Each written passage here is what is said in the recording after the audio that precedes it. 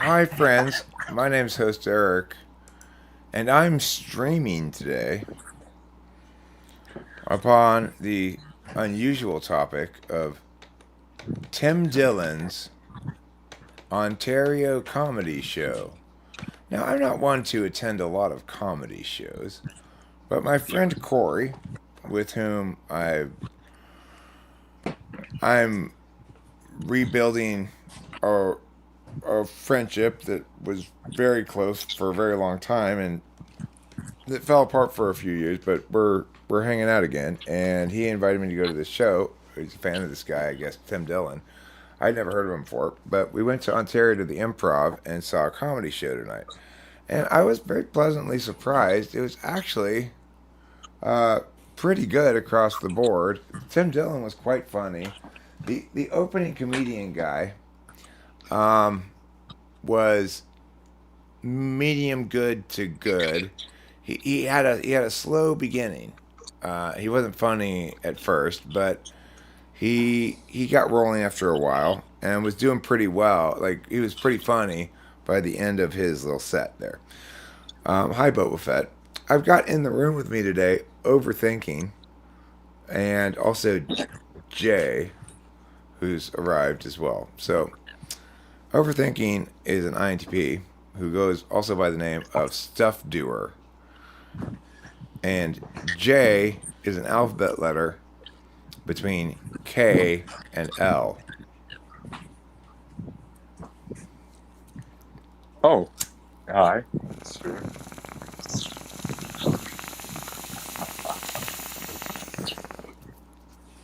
So, for me, going to see a comedy show was an interesting experience for a lot of reasons. Um, One, I guess you could say, is part of my general identity. I perceive myself as somebody who would be good at being a comedian, would like to do it, but just has never tried it. So it's like on some level, going to see this show is opening me up to like hatery feelings potentially, but that's those kind of things are very much dependent on mood. And I went to this show ready to watch something, not trying to be judgmental, you know. Um, but my takeaway from it was this Tim Dillon guy. He's a very success or much more successful than me podcaster, and yet ultimately I didn't feel like outmatched by him at all. I felt like my ability to. I mean, obviously he was doing stand-up comedy in this instance. He wasn't doing his podcast, but ideationally, I liked his ideas and stuff. He says a lot of similar things to what I say, which is probably why Corey invited me. But I felt it was almost reassuring. Like, okay, if this guy is this successful, and I can objectively compare myself against this guy's patter or whatever, there is a market or an audience for intelligent intelligent commentary and or humor. You know, it was kind of encouraging in that regard.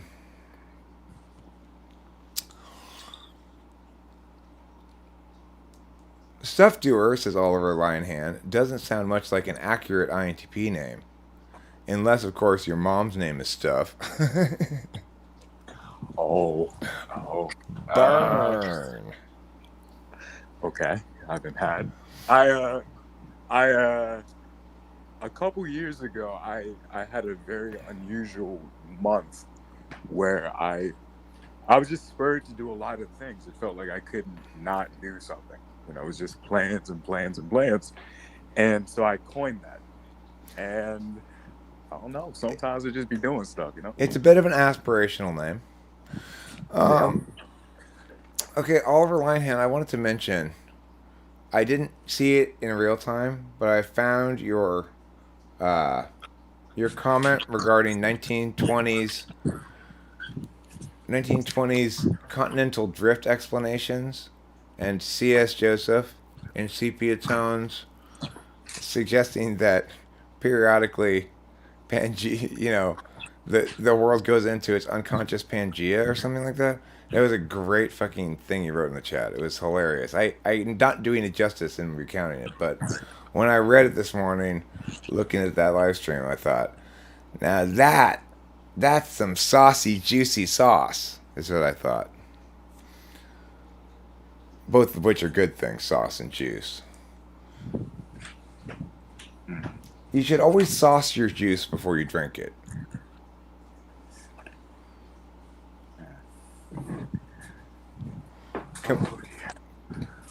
Boba Fett says comedians and warriors seem to have a philosophical streak to their worldview. Strange, but it makes sense too. I mean, the thing that I guess probably Corey drew a corollary between this guy and me regarding or centered around was the fact that this guy's very anti-partisan, anti-groupist. So he's like, uh, he's kind of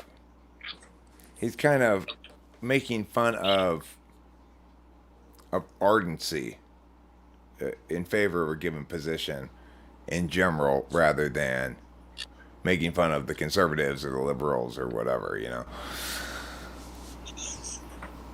So I also have that basic approach, which is, you know, the problem is that the world should make sense. So this guy made a lot of like COVID jokes about how, like, can we please not call nurses heroes? Yeah, like it's statistically impossible that every nurse be a hero. My sister became a nurse. She did so she could steal Percocet. Does that make her a hero? I don't think so. You know, it's like some jokes like that and stuff, which were very reminiscent of jokes I've made about. He talked about the rule that I've joked about here, which is how to go to the bathroom, you've got to put on your mask, and then you come back to your table and sit there with it off for an hour, because of course COVID follows you back from the bathroom until you get to the table, at which point it says, well, I got to respect the rules. You know, so it's like jokes like that are very reminiscent of something I might say, but it's this guy's joke, you know. So in that regard, I certainly wasn't. He was kind of preaching to the choir, you know. I was a ready audience for his kind of humor because I didn't disagree with anything really, you know.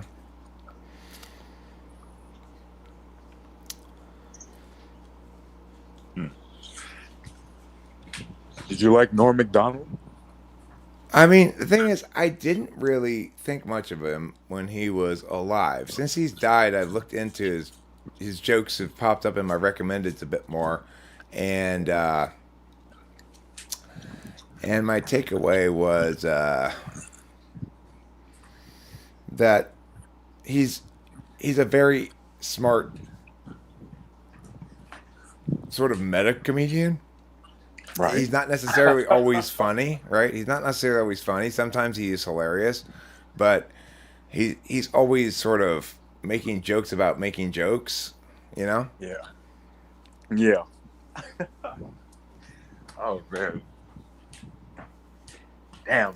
Yeah, that shit made me sad and dying. Like, you don't see a tremendous amount of INTPs in comedy. And it's like, damn, that's Right. His biggest challenge throughout his career was telling jokes that allowed him to stretch his ideational legs, yes. but still kept everyone's attention by being funny at multiple points throughout the course of a long joke. Right. Yeah. It's a very INTP style of telling jokes. Damn, it's like the ignoring SC with that shit is like the hardest fucking thing. Like it's oh my god, it's so difficult.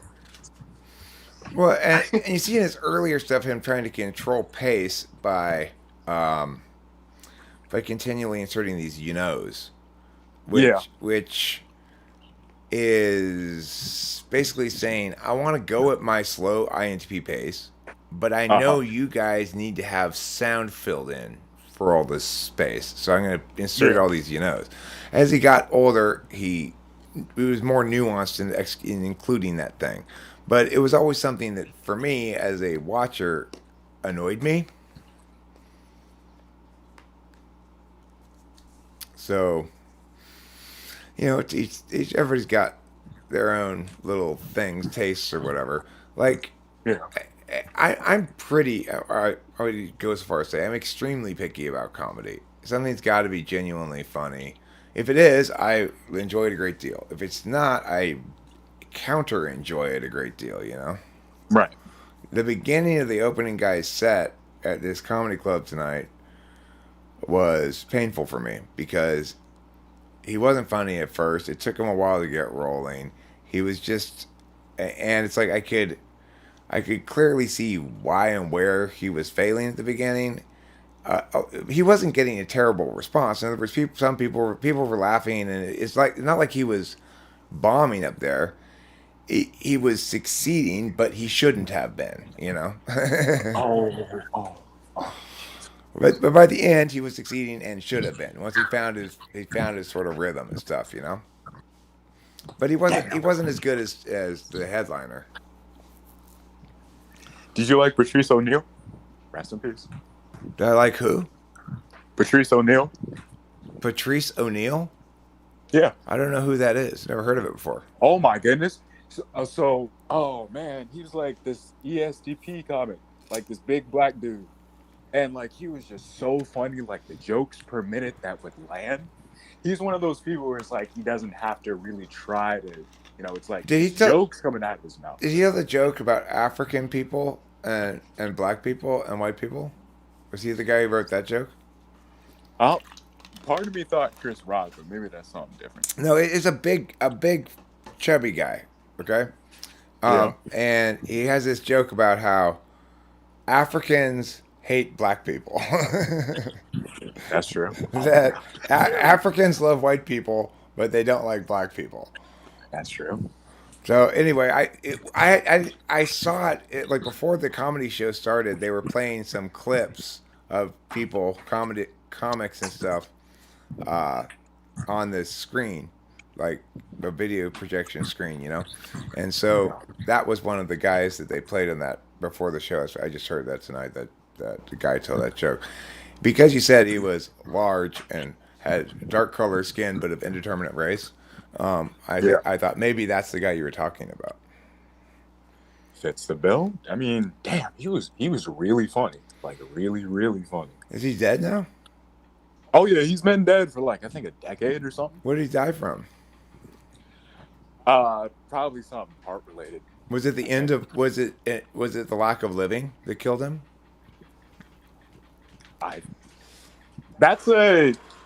There's like a way to like pick at that eludes me. But yeah.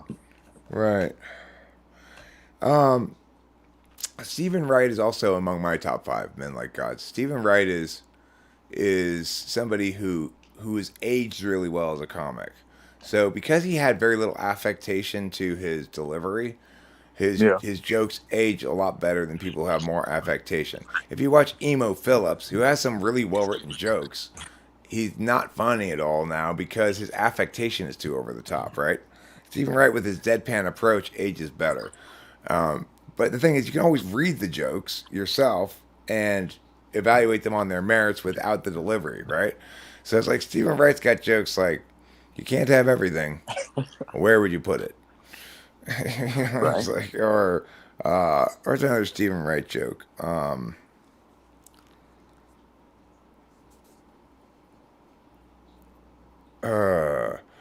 don't remember him right now. I'm drawing a blank. But it's like if you Google Stephen Wright jokes, there's a bunch of Stephen Wright jokes that you can see. Most of which are probably actually Stephen Wright jokes, and a fair amount of them are not, or misattributed to him. So any joke that's like a Stephen Wright joke is will sometimes end up getting attributed to him, even if it's not by him. I saw like an interview of him, or read an interview of him talking about that.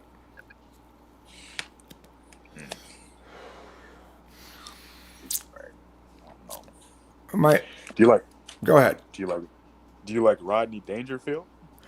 I mean, I haven't really watched him since, like, from my understanding of Rodney Dangerfield is of the guy who made that movie back in the 80s that I saw as a teenager in which he like goes back to school with his college age son. You know, I don't know if you know that movie, Nah.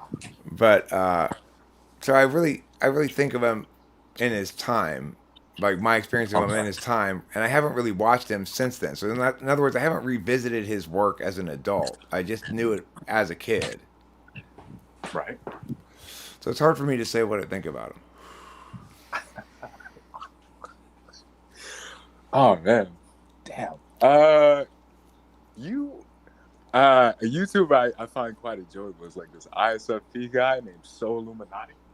And like So Illuminati.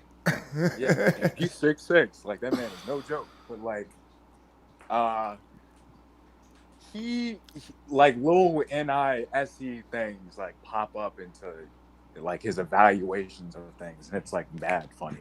Like I love that shit. It's so fucking funny. It's like true. Mitch Hedberg also is fantastic, men like gods. I agree with you. Uh, I think one of the first jokes of his I ever heard was one that I immediately resonated with at the time.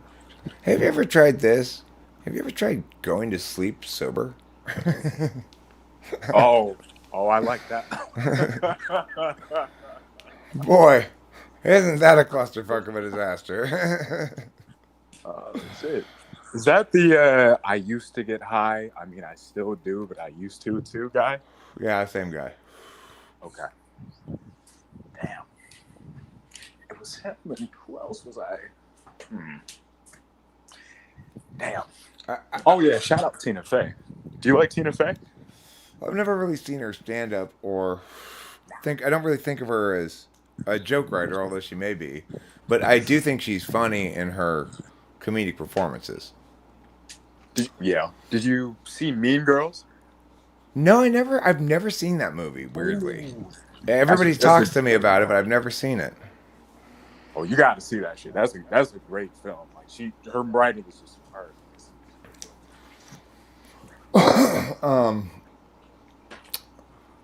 The comedian I liked a lot as a kid was Steve Martin, and Oh, he's written some really great jokes. You know, like I like a woman with a head on her shoulders. I hate necks, and that way when we walk in a room, every head turns, except hers. She has no neck. oh, God damn. It's like that kind of silly joke really appeals to me, right? Or next time, okay, has this ever happened to you? Oh, I forgot what I'm saying. And somebody tells you, well, it must not have been very important then. Well, next time that happens, you go, oh yeah, I'm radioactive. It's like it's just sort of a pleasing joke. Or hey, you want to try a fun trick on your friends? So here's what you do. You started in with the whole "I'm gonna sneeze" thing, the whole ah. But what they don't know is before you secretly put a nuclear bomb in your nose, and then when you get to the big crescendo, you go achoo! You set off the bomb. And it's like it's just such a silly joke, right? Wow. I just the silliness of Steve Martin appeals to me. It feels like he's more successful because he gets what he gets without being edgy at all. Not that I'm not saying I get humor successfully necessarily with non-edgy humor, although sometimes I do, and sometimes I do edgy humor. But I'm impressed by Steve Martin's ability to be very funny without being edgy or with being weird edgy like this. Right. So I'm so mad at my mother. She's 110 years old. She calls me up the other day and says she wants to borrow $5 for some food. I said, hey, I work for a living. So I got her carrying barbells up to the attic. It's like, okay, I really appreciate your foray into silliness, Steve Martin. Here's a Rodney Dangerfield joke. My wife and I agreed to only smoke after sex. I've still got the same pack of cigarettes from 1978. Bad news, though. My wife's up to 3 packs a day. But shh. Ah.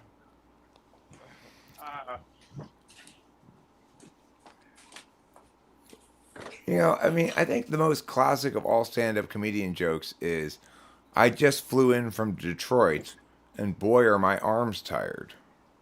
Oh yeah, that's You know, it's sort of the original stand-up comedy joke, yeah, along with "Take my wife, please."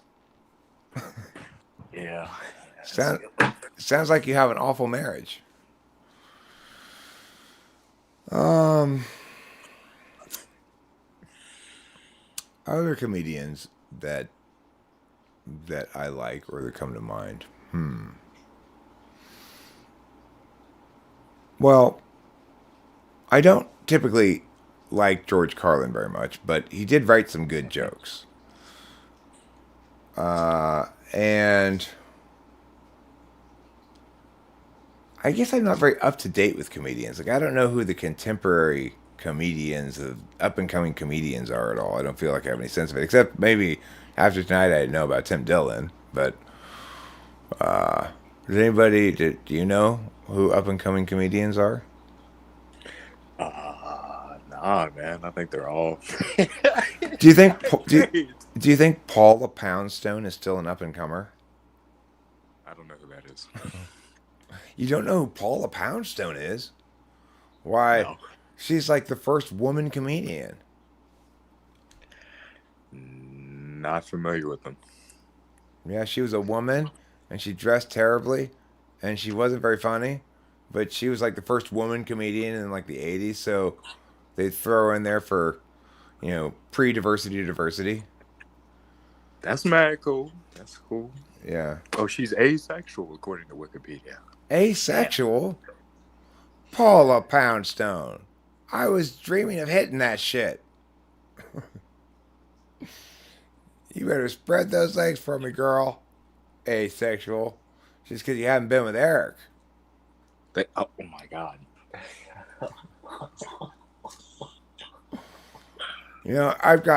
I've got two dream women that I've got naked posters of on my wall. One is Margaret Thatcher, and the other is Paula Poundstone.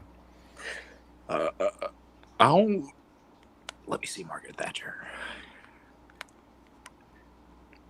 I don't suppose you guys are familiar with Nizar Mohammed, the Afghan comedian who the Taliban murdered. Is that a setup to a joke? Or is that just a terrible tragedy? Oh, rest in peace. Damn. So, hi, I'm here at the comedy club tonight, here in Ontario. You know, I'm not gonna lie, you were my second choice. I was headed over to Afghanistan to do my set in Kabul. But then I heard about Nazar Mohammed and I'm like, fuck that noise. Those fuckers are nuts. The Taliban likes to murder people who disagree with them, or make fun of them, or teach girls stuff, or object to rape. Things like that. They're a lovely group of people. One of these days, they're going to graduate into the 13th century. So, why aren't you doing stand up? I just never tried it.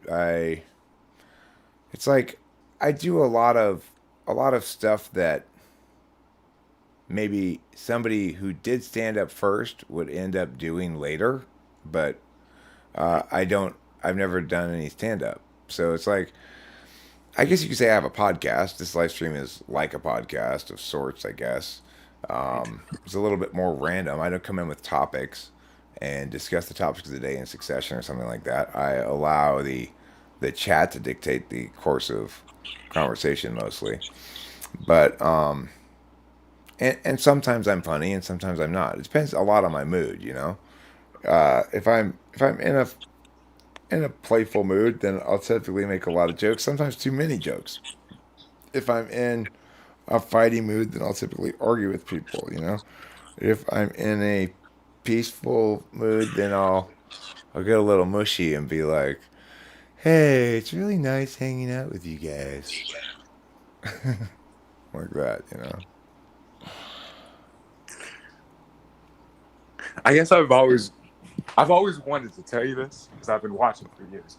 when you were yelling at Washington about like who's cleans what or whatever, I was crying laughing at that. I thought that shit was mad funny. What was I yelling about?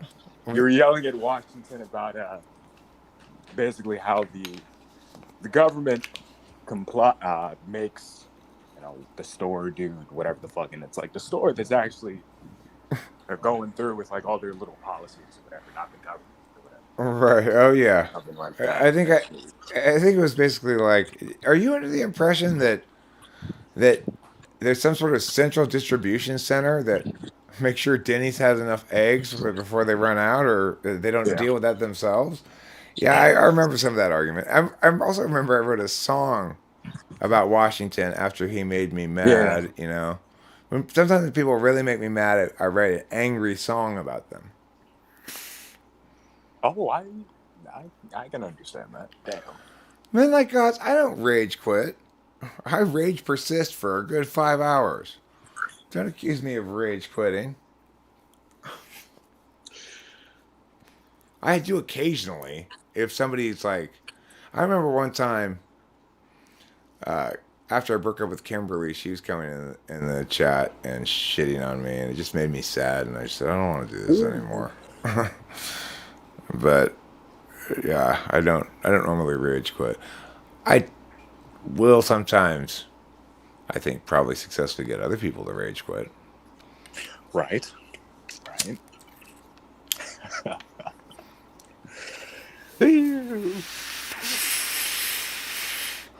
I mean, I try to only stay mad and fighty for as long as the wrongness is interesting. It's like if you want me to come and if you want to come and push my buttons and make me yell at you or be mad or whatever, then just be wrong in an interesting way consistently, and it's fine. But if you're just trying to push my buttons and you can't be interesting, then it's less easy to push those buttons nowadays. The rarity of me rage quitting is what makes it special. Yeah, well, I mean, it is true that sometimes, like back when Cloud was around, it would just be like, okay, I am tired of this. I can't communicate. It's like this guy continues to throw trash on the table. I say, no, this is trash. Here's what we do with trash. Here's how we clean it up. And he just pretends like that part of the conversation never happened and throws more trash on the next table. It's like, okay, this is not fun anymore. This guy's too dumb. It's not fun beating up on just that thing. It's like I need a little bit more nuance to my fights. Mm-hmm. But in general, I don't really like fighting. It makes me feel adrenaline-y and like physically like icky. Right.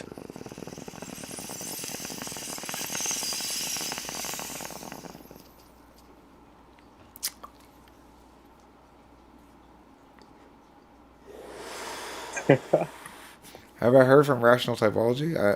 I mean, I'm assuming TR was probably the woman of Rational Typology, which I responded to earlier. I haven't checked my email or anything really. There's this lady who wants me to to hire me to like teach her typology or something, but I have to respond to her, and her email just sitting there for like a week. So, you know, and it's like I have to start it with, "I'm so sorry it took me so long to get back to you," and and that makes me want to put it off because it involves me effing more than I want to, and you know, it's just me being procrastinating Joe, I guess.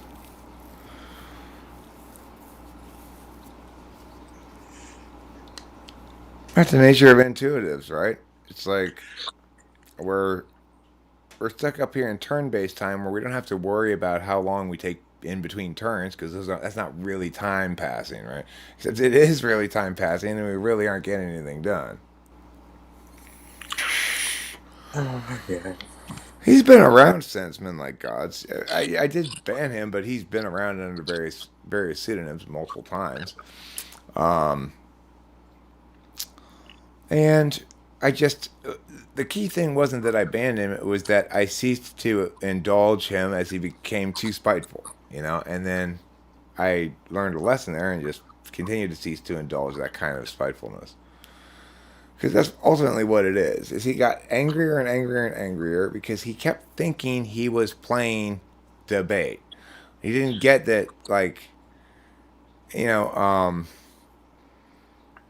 he was like a little kid pantomiming screwdriver action and hammer action and being surprised that he didn't fix something, and it was he didn't, but he wasn't really he's not equipped to be able to understand that, and so he just got more and more frustrated and angry and feeling like fundamentally this is unfair to me, which it is because he shouldn't be trying to take all this action on this field in this context. He's just not equipped for it. But it's like if this is where you're stuck as a person who's taking action when you're here and you're not equipped to take action the way it's required, you're going to do some sort of approximation of it. So. I mean, you're also looking at an ESFP who's in conflict with himself, right? He's constantly changing his type. What type am I now? I'm an INFJ, I'm an INTJ, I'm an ENTJ, I'm an ENFP, I'm a whatever he says he is, That tells you he's in conflict with who he is. He's not comfortable with the actuality of who he is, and he keeps thinking that the words you choose don't need to link to anything in actuality, really, because it's whatever I say about me is it's just me expressing who I am to you. It's not me making arguments, even though he is making arguments, right? So it's a mess if you get somebody like that who doesn't want to acknowledge fundamentally who he is and is continually trying to prove to you that he's something else. It's going to be a very toxic presence.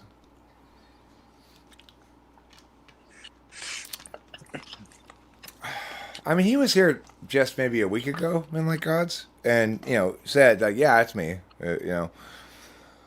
wasn't hiding the fact. But, yeah, I think mostly he's not attending these live streams. If he were, we'd know it. He doesn't attend them in silence. I don't think he's really very capable of lurking. He appears under pseudonyms and either more or less successfully reveals that he's himself, but that's not the same thing as genuinely lurking. He's not sitting and watching. He only engages in ways that include him taking action,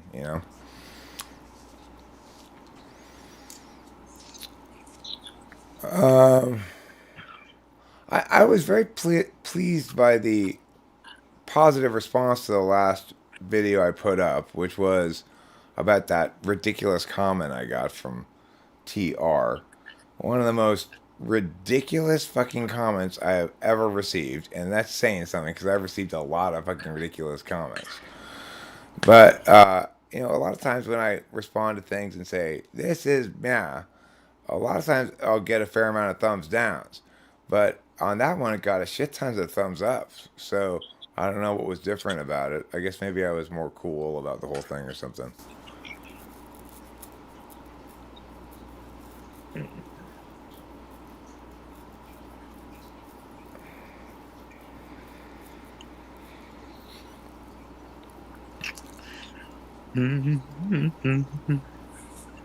I've got this other video in the can that I'm probably going to edit, but it's about how subject agent object expresses in slots.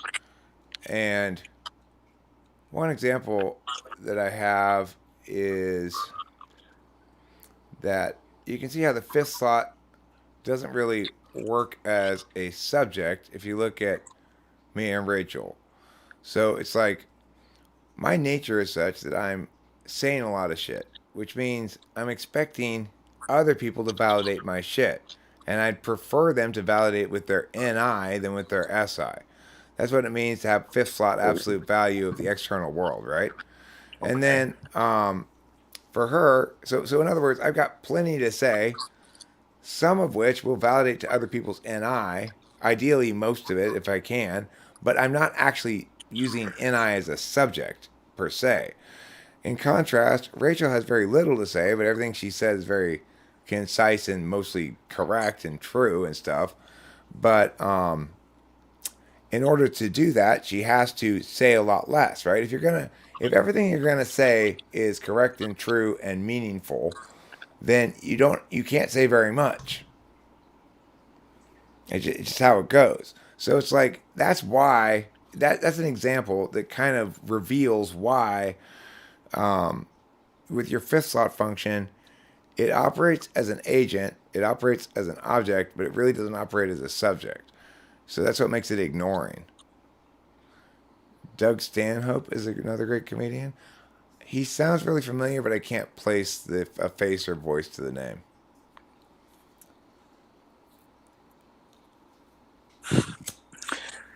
Did they make another video response to me?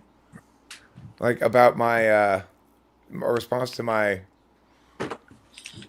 fallacies thing or my thing about FE bullshit? Fuck. I was like, do these people think they're the first morons to piss me off? They're hardly the first morons to piss me off, right? They think they've accomplished some special thing. This happens every month or so. Some other moron comes around full of bluster and piss and vinegar, and I expose them as the closeless, emperorless pretender to the throne that they are, and then they go away. But they all think they're special, you know? When Queen's Gambit comes at me, they think they're special, right? That they've got it figured out. They know how to attack Eric. When fucking that goofy ESFP thought it was an INFJ, Marty, when he attacks me, he thinks he's special. Like he's cued in on what's wrong with Eric when nobody else has really before or something. He's just saying the same stupid shit other people say. Careful there. Don't fall down.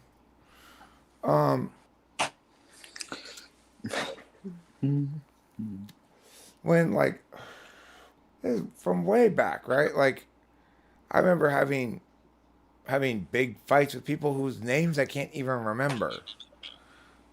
Years and years ago. This is nothing compared to those things. I'm much more chill now. I don't bother giving that much attention, you know. I used to be very, very fighty, and now I'm much less fighty. Well, I mean, I think they're probably licking their wounds, Winston's mom. It didn't go well for them.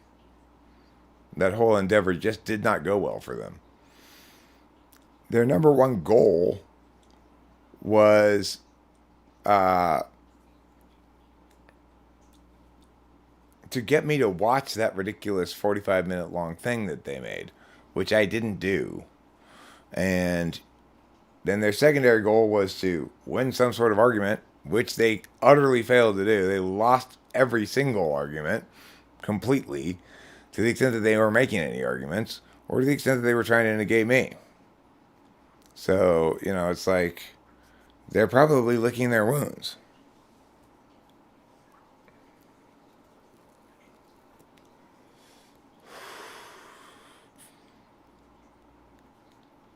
The thing is, it's generally, when I say like the morons who come at me, I mean it that way because there are lots of people who are wrong, who are not so dumb that they think coming after Eric is a good idea. Right? It's like Eric Thor would never publicly say anything about me being wrong because he knows I'd rip him a fucking new one.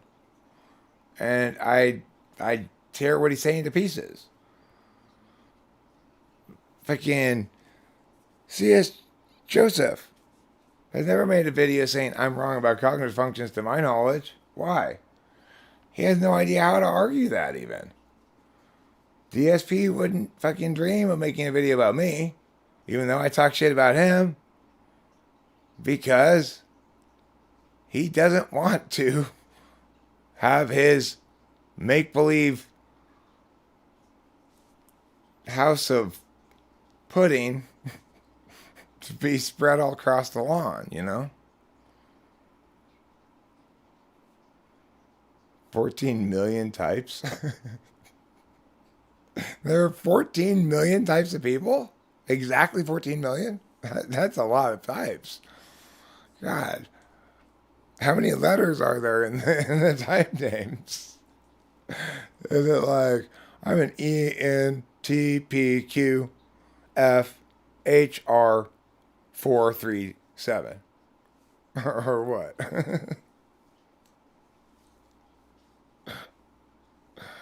Oh, it's funny. There's 16, okay? The same amount there's always been. Like, no, there's different numbers of types. Why?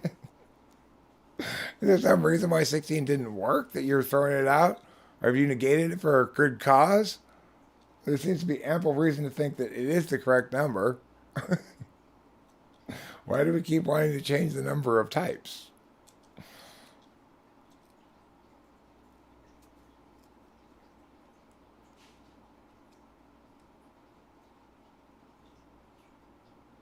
Well, he is less than knowledgeable. I mean, to call him less than knowledgeable is to call a rock less than hyperactive. I mean, it's as non-hyperactive as you can get.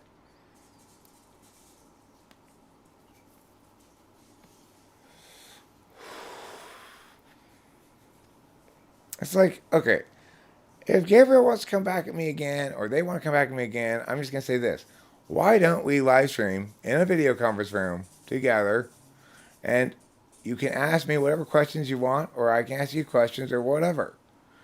The thing is, to the extent that we talk more and actually engage in actual discourse more, it will only become more and more evident to everybody what an idiot you are.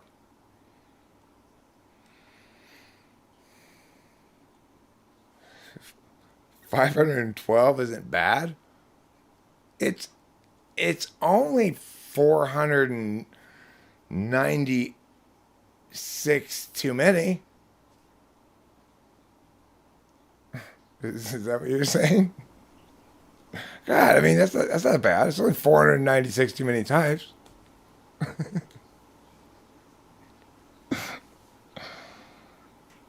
Okay, that's true. If you're comparing it against 14 million types, talk about a useless typology system. Why not just have 7 billion types and then everybody can have their own type?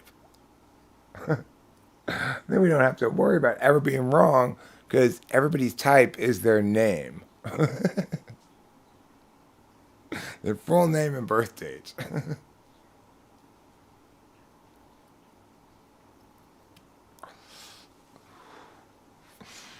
I mean, the crazy nonsense that passes for thinking is it blows my mind sometimes. Absolutely blows my mind. Like I picture that lady from Rational Typology. I don't even know what she looks like, but I imagine her because I'm assuming she did the work on the logical fallacies thing. I imagine her just sort of like, hey, yes, I've done it. I'm gonna win the argument with this thing, and she's totally wrong about all three of them. I didn't straw man them because they never articulated what their case was. I kept trying to find out what it was. So, you know, I never said this is your case and actually presented a weaker case. I said, is this your case? I never ad hominem attacked them. I never ad hominem fallacied them. I just insulted them. That's a different thing. And my so-called appeal to consensus was in the end bit where I said, now look, some people use heuristics to evaluate the legitimacy of a person. And for people who do that, they would still evaluate me as legitimate. A perfectly reasonable claim to make, not justifying why you should think I'm right about typology, and definitely not an example of a fallacy. So she's wrong about all three, and even if she were right about any of them, it wouldn't be relevant to anything that we're supposed to be talking about, right? It's like all of a sudden it's all about me rather than what's the right way to understand cognitive functions. They would like it to be about me and them, but they're just foils of idiocy to highlight my correctness. Foils of idiocy against which my own juxtaposition produces for the viewer a highly contrasted vision of my superiority. What are your thoughts on the assertive and turbulent logician additives to the MBTI system? I don't know anything about that, but it sounds like by the names that what they've done is they've tried to explain either a difference within a type or between two types by adding an arbitrary dichotomy. So, in other words, the proper mechanics of MBTI are understood as relationships between sensing and intuition, relationships between thinking and feeling, and basically your first two functions define your relationships with each of those other things that we call functions. Okay. Now the thing is, we can make a bunch of descriptive dichotomies, but we have to be very clear about whether we are doing that or whether we are doing a mechanical dichotomy of some sort. I forgot about that. Well, goodbye. That's that, I guess. I'm going to put this thing here now. You're going to like it. You're going to be impressed. You're going to be like, wow, look at that. It's Eric. Where did he come from? I've been here the whole time. I never left you. I've been here the whole time. Why? Who's paying me? Why am I being paid for this? I thought it was like a chance for me to be exposed to some of his audience or something. Why would I additionally be paid for it? Who's paying me? Are you paying me? If so, don't. Is he paying me? Tell him I'll trade him a tarot reading for Rachel. Oh, well, I don't care. He's still a fellow YouTuber, and we're doing a collaborative thing. Yeah, I could. You could go to the other room if you want. I mean, the actual TWFP one room doesn't. It's a pay room, so it doesn't ever go away. These rooms that I use, the reason it stopped after 45 minutes is because we briefly had 3 people in there. If you only have 2 people, it doesn't have a time limit. All right, so now I'm in the TWFP1 room, but you're not going to get to see me on camera. Instead, you can see the Swiffer and some blinds and this stick. It's very exciting to see. If you're not looking at it, well, your loss, friends. Your loss.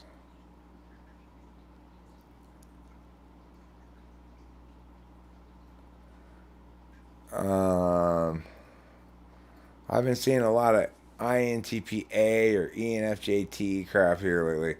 It's nonsense. It's nonsense. There are no subtypes of INTPs and subtypes of ENTPs. You know, if you wanted to call me a subtype of an ENTP, what would you call me? An NE subtype or a TI subtype? And how would you make that determination? If you evaluated Eric in video X, you might find that he's definitely a TI subtype. Evaluate Eric in video Y, you find he's definitely an NE subtype. And you could do that for shit tons of examples of displays of Eric. And so it's like, you know, my nature is an expression of NE paired with TI. That's what it is. All the rest of me is implied by those priorities. And it's insane to think that you can have a subtype that's like more dominant or more tool. That's like saying, well, you're more top half of the body and less bottom half of the body. So, you mean you're kind of floating there? It doesn't make any sense. It doesn't make any sense. Like lots of things on the fence. Things that make little sense aren't fun if you're trying to make sense of them. WHEREBY period COM slash TWFP1 Cow. That's where I am now. Well, you know how I like to have my way with typology virgins. Shh, shh. Just relax. It'll all be over soon. Just lie there with your eyes closed. It will all be over soon. There may be a little bit of blood afterwards. That's normal. That's just me pushing through your typology hymen.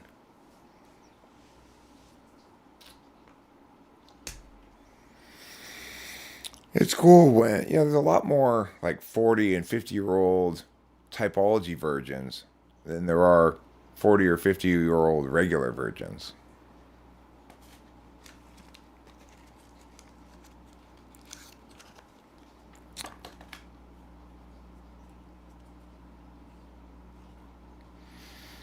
I'm no longer a virgin. It was, what was it, like 2 nights ago? Rachel and I had rectual intercourse, as Scooby-Doo says. And finally, at age 50, I lost my virginity.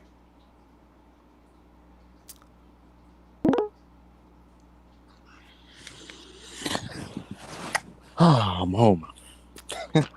Welcome home. Welcome. Please put Hey, your feet up and have a cold one. Thanks, I will. So, a lot of people are introduced to the MBTI through like 16 personalities. Like when you test, it's like if you're sweet, you're gonna get the turbulent. And like, do you know what sweet means? No. Well, I mean, Sweet yes, is like, but I'm assuming no. it's like you're like unassertive, and like the A stands for assertive, and so it's just like, are you unassertive in your whatever? Which like you can break it down to functions. But as for the subtypes, I don't know. Sometimes I think about that because like with the I had a couple of INTPs at my job, and it was like I'm a more just like how when it came to just like the TI's logic, they were more TI logic. It seems like I'm a more like NI type focused INTP. Well, I mean, Whatever. if you're not more, so in other words, if you can't keep up with them TI wise, then you're not an INTP. Now, if what you're saying is you're more creative than they are, well, that's one of those things where people display creativity or don't, depending on how public they are. So if your evaluation is the TI, the INTPs at work are consistently able to parse things logically faster than you, or consistently do parse things logically more than you do, then you're not an INTP. But if it's because you think you're more creative, then you can still very well be an INTP, but you're probably wrong about that. They're just creating in ways that you can't see.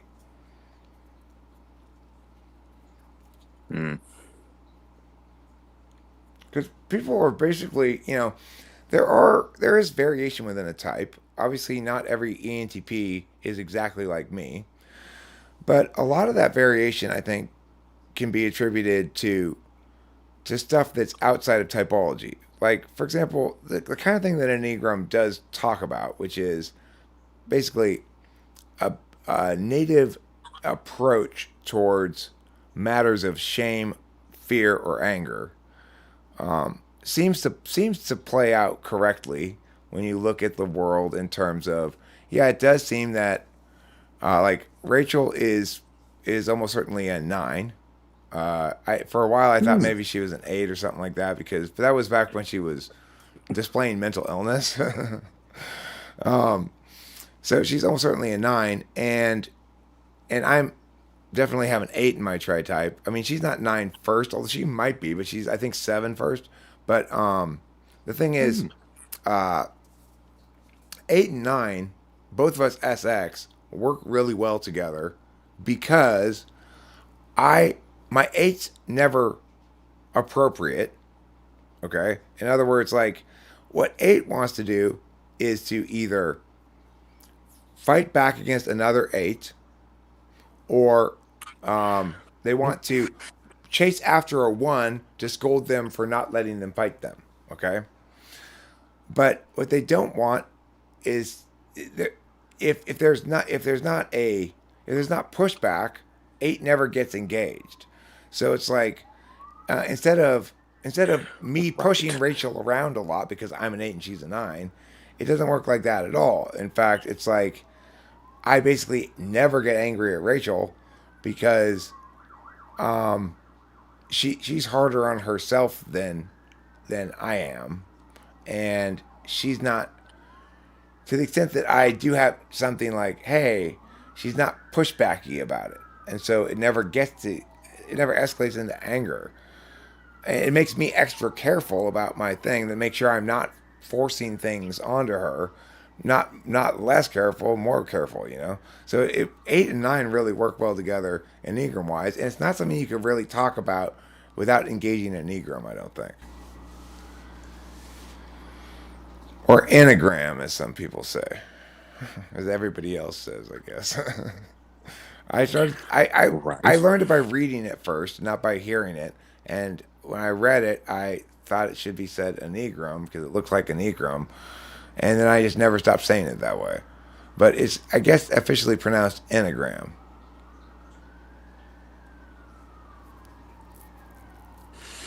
What's the heart fixing your chai type? I'm 4. I am 784. Oh, oh, that's cool. I think it's called the messenger tri type. Yeah, something like that. Yeah, I or maybe actually maybe it is the curve surfer. I'm not sure. Yeah, it must be the curve surfer. I used to think for a while when I first learned about Enneagram that I was 783 because at the time I was more successful objectively on objective metrics. Like I was kind of a bigwig or whatever. Um, but I realized that that's sort of like from an external, from some weird perspective. Maybe I thought of myself as that, but I'm totally not that. I don't really care about symbols of success at all. I don't really care about showing everybody that I like a fancy car or whatever. Although I like my car because it says TWFP and it's like a cool little branded vehicle, but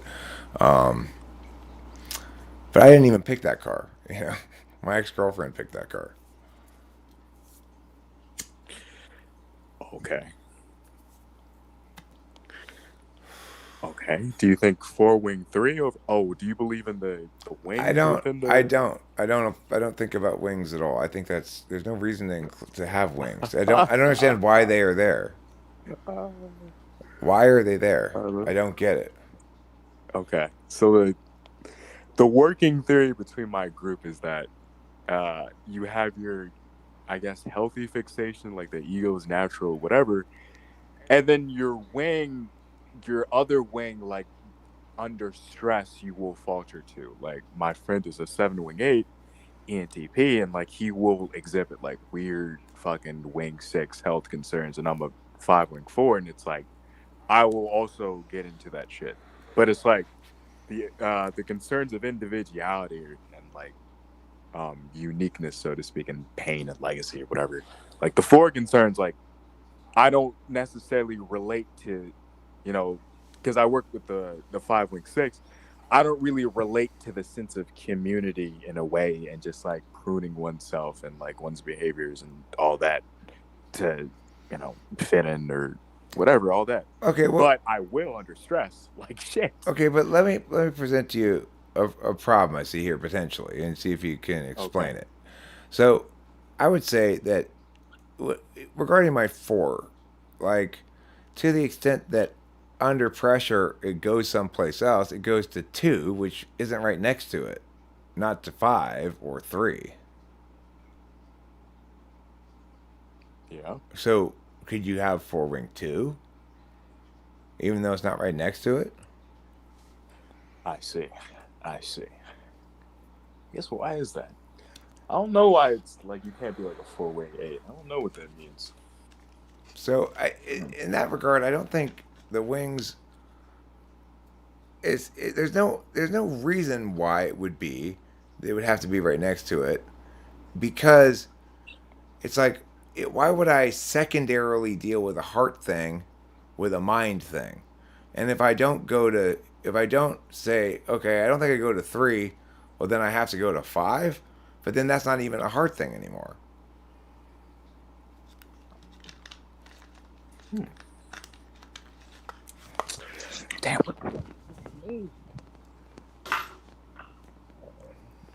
So I don't know. I just don't get wings. So because I don't have those kind of questions answered, so I just leave wings out of my understanding of Enneagram. I do like tri-type. I like Catherine Favre's trademarked tri-type. Okay, remember it's her trademark. So if you're Right. gonna talk about tri-types, you better put these links and this other bullshit in your video, or you're gonna get a little email from Catherine's assistant who politely threatens you and expects you to pay attention to the politeness and not the threat, and is shocked when you go fuck off. You know. Yeah. I guess. I guess when thinking about it, uh, I guess it's like psychological makeup, and you can either, with the five, it's like you can either take it into the I must be hyper cognizant of my environment. It's like you're detached from it, and then it's either hyper cognizance or it's like further withdrawing, and that's sort of like the theme. It's like from the withdrawn, you become suddenly more present when the five goes to eight, and then from So the recesses of the mind, you disintegrate. Seven disintegration is terrible. Like you seven disintegrate, and it's like I must like try to fill the mind with like all these like little pockets of fucking things, and it's like it's all coming from that okay, so psychological. fives withdraw for the head. Five, 4, and 9 are all in the withdrawn triad. Okay, see, I would have thought that 6 was withdrawing and 5 was confronting and 7 was avoidant. Oh my goodness. Oh, I see in a way like why. But like no, six, 2, and 1 are all compliant because they all have to do with the needs of the environment, so to speak. Uh 3, 7, and 8 are all aggressive. It's like I must do like goal focused or something. So wait, And then you've got him as withdrawing, compliant, and aggressive, because I understood him as being mhm. withdrawing, avoidant, and confronting. Nah, No, I got it wrong. miscommunication Okay, well, somewhere. I may have gotten it wrong. I don't claim to be any kind of an expert on Enneagram or anything. Sure. So what is Alan Palmer says there's a connection, a line of connection between 4 and 7. What's a line of connection? What does that mean? Between 4 and 7. Helen Paul Cami 9 says, quote, Helen Palmer thinks there is a line of connection between 4 and 7. And I'm asking, what's a line of connection? I guess the thing I can think of 1, 4, and 7 like they're all super idealistic ones. Like the 7 is a world without pain. Like you don't have to enter, leave, retreat. That's my friend's struggle. Like he always wants to do something, and his like hell is just sitting alone at home. The ones I know is like they want to be morally upright. They want to have all their ducks in order because otherwise it's like suffering.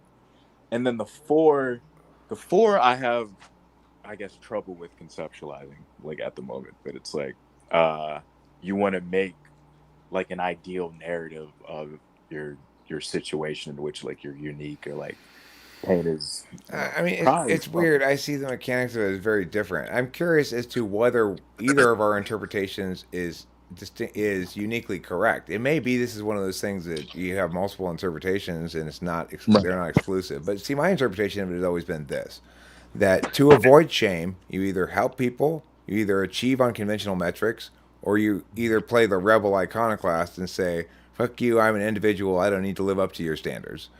When it comes to fear, you either think about it and try to understand it completely so that the fear goes away, or you turn to your existing resources and you get behind your walls of defense and stuff with the 6, or you bury your head in the sand and pretend it's not happening with 7. And then when it comes to anger, I see 8 as you when you meet Piao with Piao. I see 9 as you meet Piao with rollover, and I see Right. 1 as you meet Piao with I'm leaving. Is that uh shoot. Ones. So it's like that's my basic understanding of the fundamental underlying mechanics of an enneagram. Now, if that's what's generally understood, fine. If not, fine. The thing is, that's how it makes the most sense to me, because then you've constrained its role where it belongs, which is it's how you emotionally frame different kinds of events in your life, and that's specifically an area. It's sort of a subset of FI that is not covered by cognitive functions, is a distinct area of jurisdiction, and therefore I try to limit it to that so that it doesn't get in cognitive functions way, so I can keep track of like the extent to which I can attribute deviation from a given type's mean to a Enneagram variation, right? And like, I need to be able to be aware that an 8 ENTP that I type and a 9 ENTP and a 1 ENTP are going to do the same on the skills tests, but they may self-report differently in their FE exchanges with people and stuff. And that's a normal amount of variation within the ENTP, for example. So I like to keep them in their own little camps, because I have to be very careful not to use Enneagram as a special pleading tool to say, well, you are this type, and here's why you have inconsistent data. It's because of this other thing, Enneagram.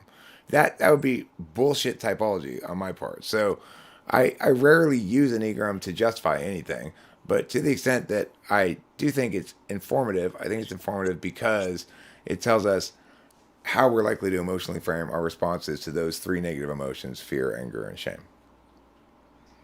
Yeah. Right. Oh So, man. so Cami9, did you answer my question about what a line of connection is? Oh, Google.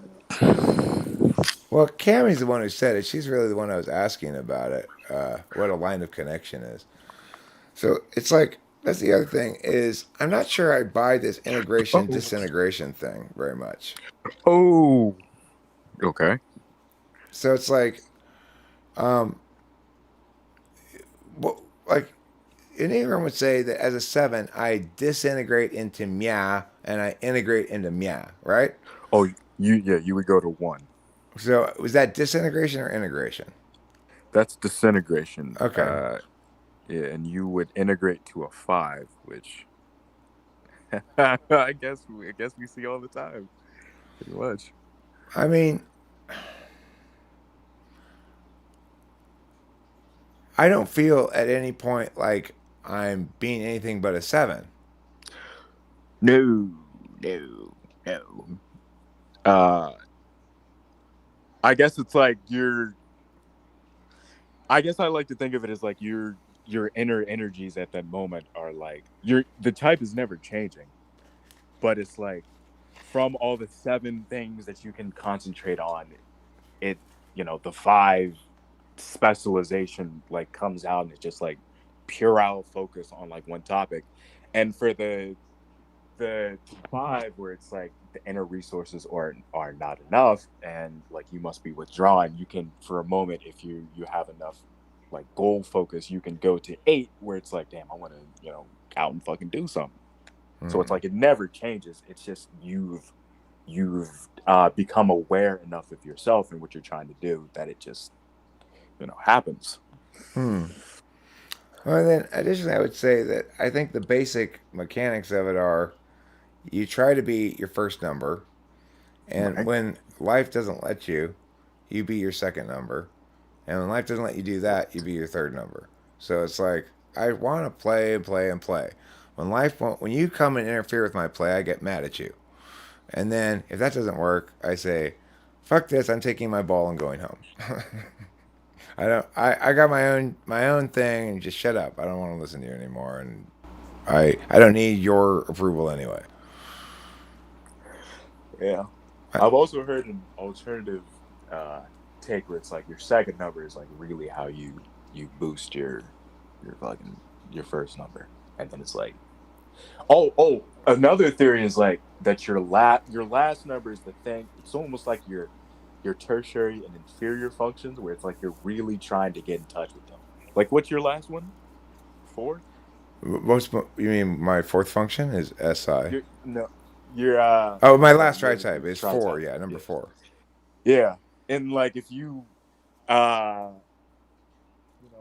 I see a lot of it as like I want to for you.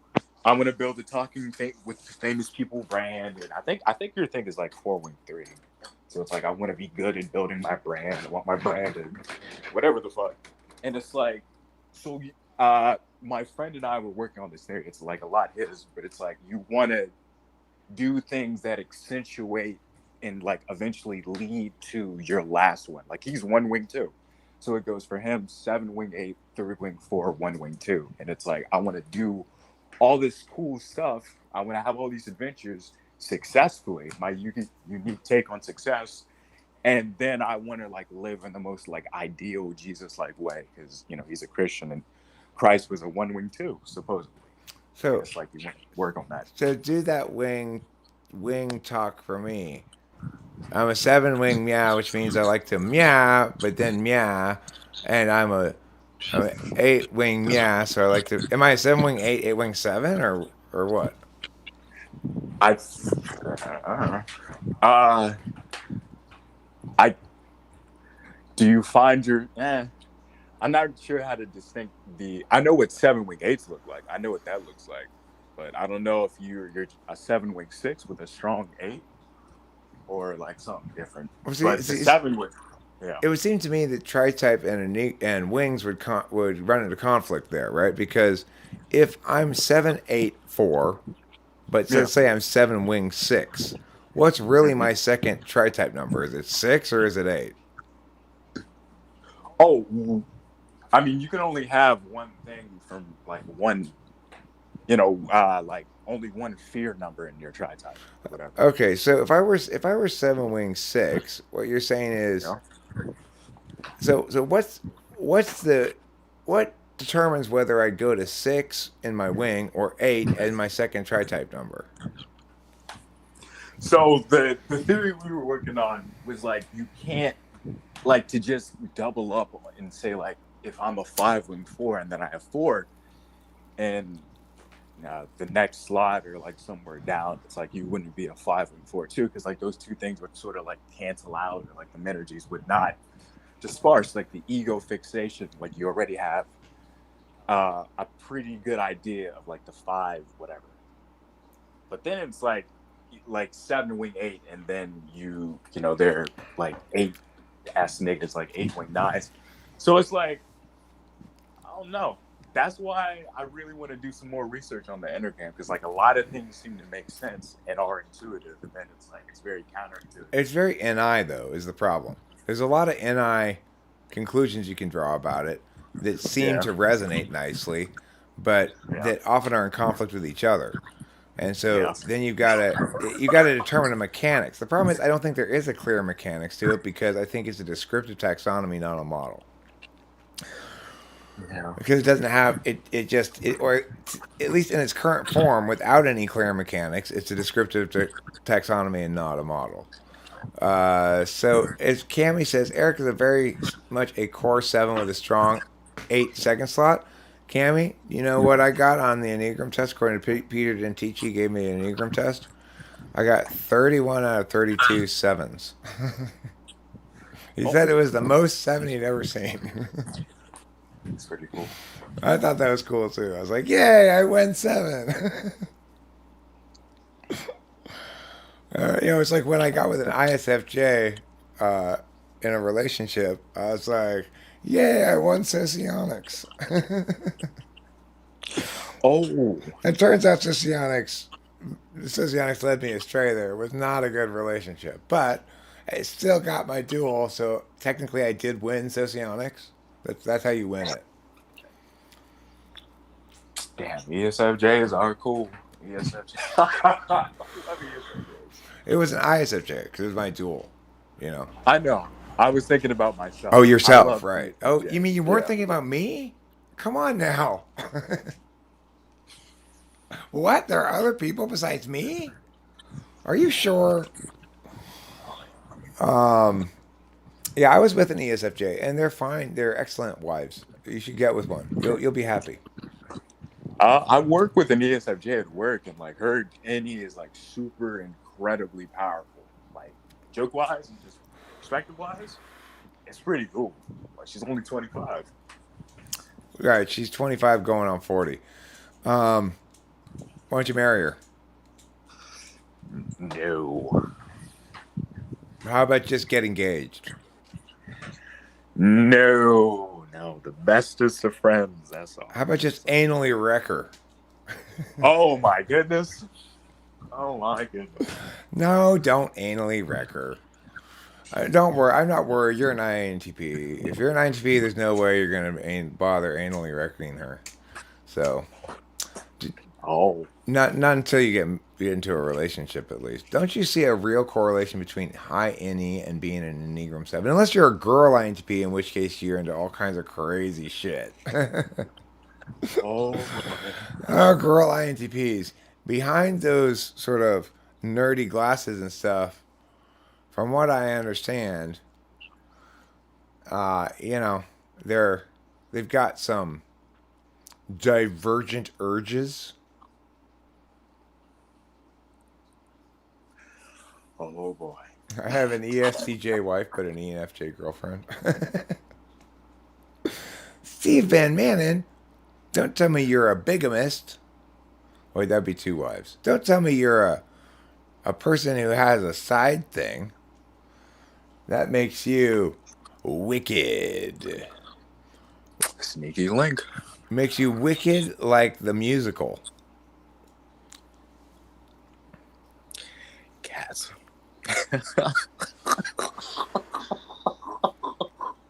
Makes you wicked like the musical Cats? Is that what you said? No. I was thinking about like cats. Like that shit. I thought you were completing my sentence. Oh.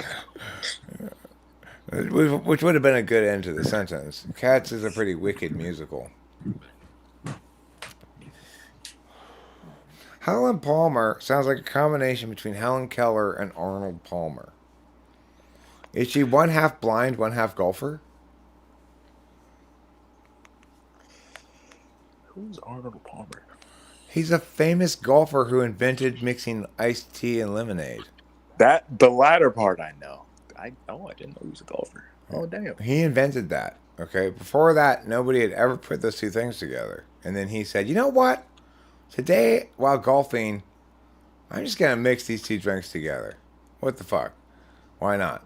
And he was like, whoa, this is delicious. I'm naming it after me, Arnold Palmer. And that's how it got the name. That's cool. That's cool.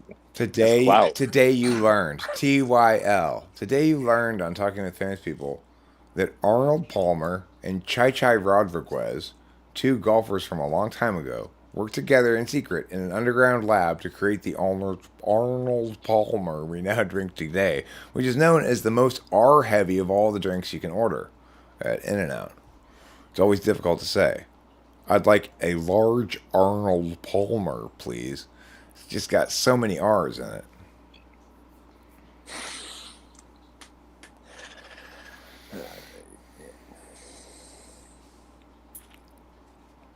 Are you familiar with Chai Rodriguez?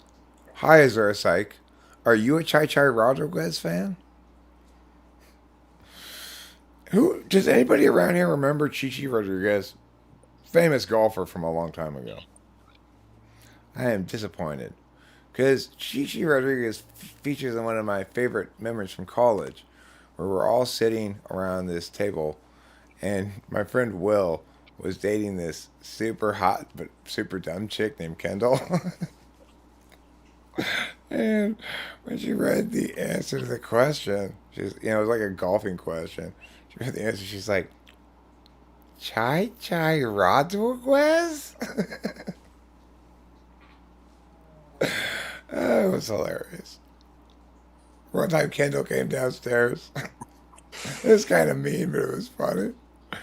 And she's like holding like this magazine. She's like, "Did you know?" So she said some dumbass shit. And he's like, "Kendall, when did you learn how to read?" He was kind of a dick, but it was pretty funny. She was such a dummy. She was hot, but just like a bucket of rocks. That's cool. Oh, yeah. Memories from college. Like that time we all took acid and baked a turkey in the oven on 4th of July. We baked a turkey like it was Thanksgiving. But we were all on acid, so it was a trickier proposition to try to keep in mind that we had to keep an eye on the turkey the whole time. We eventually did get it out of the oven and ate turkey. I'm not sure where the idea came from that we were going to make a turkey in the oven. I think it was after we took the acid, the idea came to us to go to the store and get a turkey. That was a fun day, as days go. And there was the day that I broke the house longboard and everybody yelled at me. That was not such a fun day. Oh yeah. Oh no. We had a house longboard. I lived in Santa Cruz by Steamers, it's called, which is like a famous place to surf. And I went out on a big day, and steamers can get really big some days, and most times it's pretty flat, but some days it can get huge. I went on a pretty big day, and as like the actual surfers who knew how to surf around me, when I got in the water with them, they're like, "What are you doing out here?" And I tried to get on a wave and immediately fucking broke the longboard right in half. Got fucking just crushed and broke the board in half. And then I had to swim all the way around the point to go over there, because where you get in, you have to jump in from some rocks, and then when you get out, you have to swim over to where you can get out, because you can't climb up those rocks. It's too dangerous. It's like you get killed. So anyway, those are my stories from college. I hope you enjoyed them. I hope it took you to a place of yesteryear, a place of wonder and of innocence, a place where we all felt a little bit better than we do right now. A more innocent time. Okay. Ow. If a TI Dom is most of the time checking the validity of language, how does this reflect in their activities? It seems to be an unrealistic thing to attend to information like that the majority of the time. Well, with INTPs, who are not just checking other people's language for validity, but generating their own language and checking it for validity, how does it reflect in their activity? It denies them the ability to do things.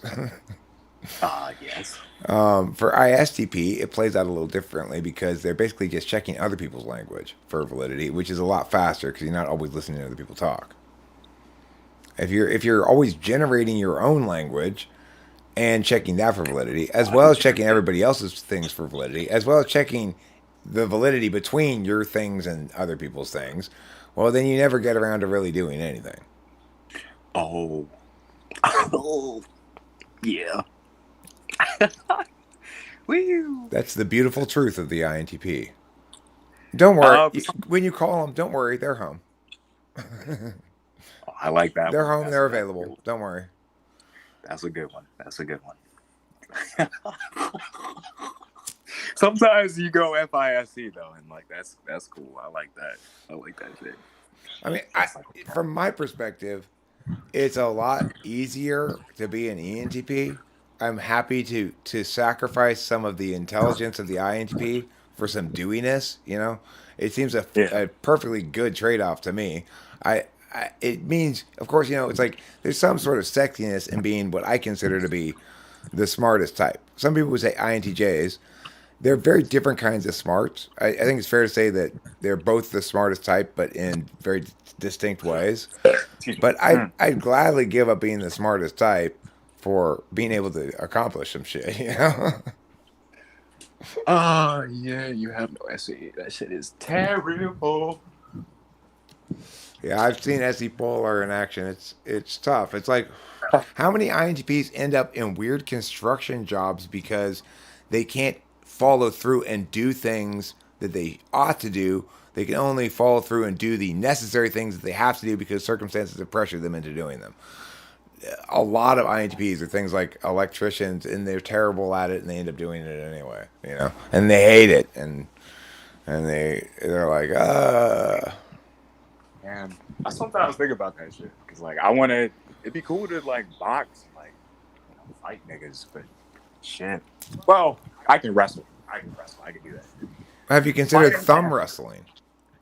Yes. Yes.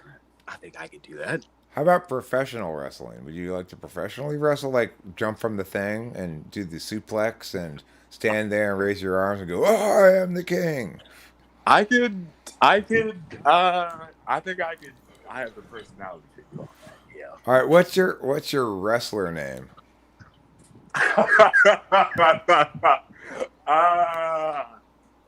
Damn. The iconoclast sounds like too fucking douchey, so that's Big Bad Brody. okay. No. How about maybe Brody something simple, Roadburn? I already stated. Brody Road. What? Brody Roadburn. Okay. You could be a down home Texas guy who has a jet ski and goes to the river a lot. That can be your backstory. So, like, how do I become a wrestler? Like, what's my thing? Like, how am I Well, drawn into? well, what happened is you got angry when you saw some progressive wrestler winning a round against a real red-blooded American, and you couldn't stand on the sidelines and take it no more. You're here to help. Insert random wrestler person, right? Defeat Okay. these un-American yes.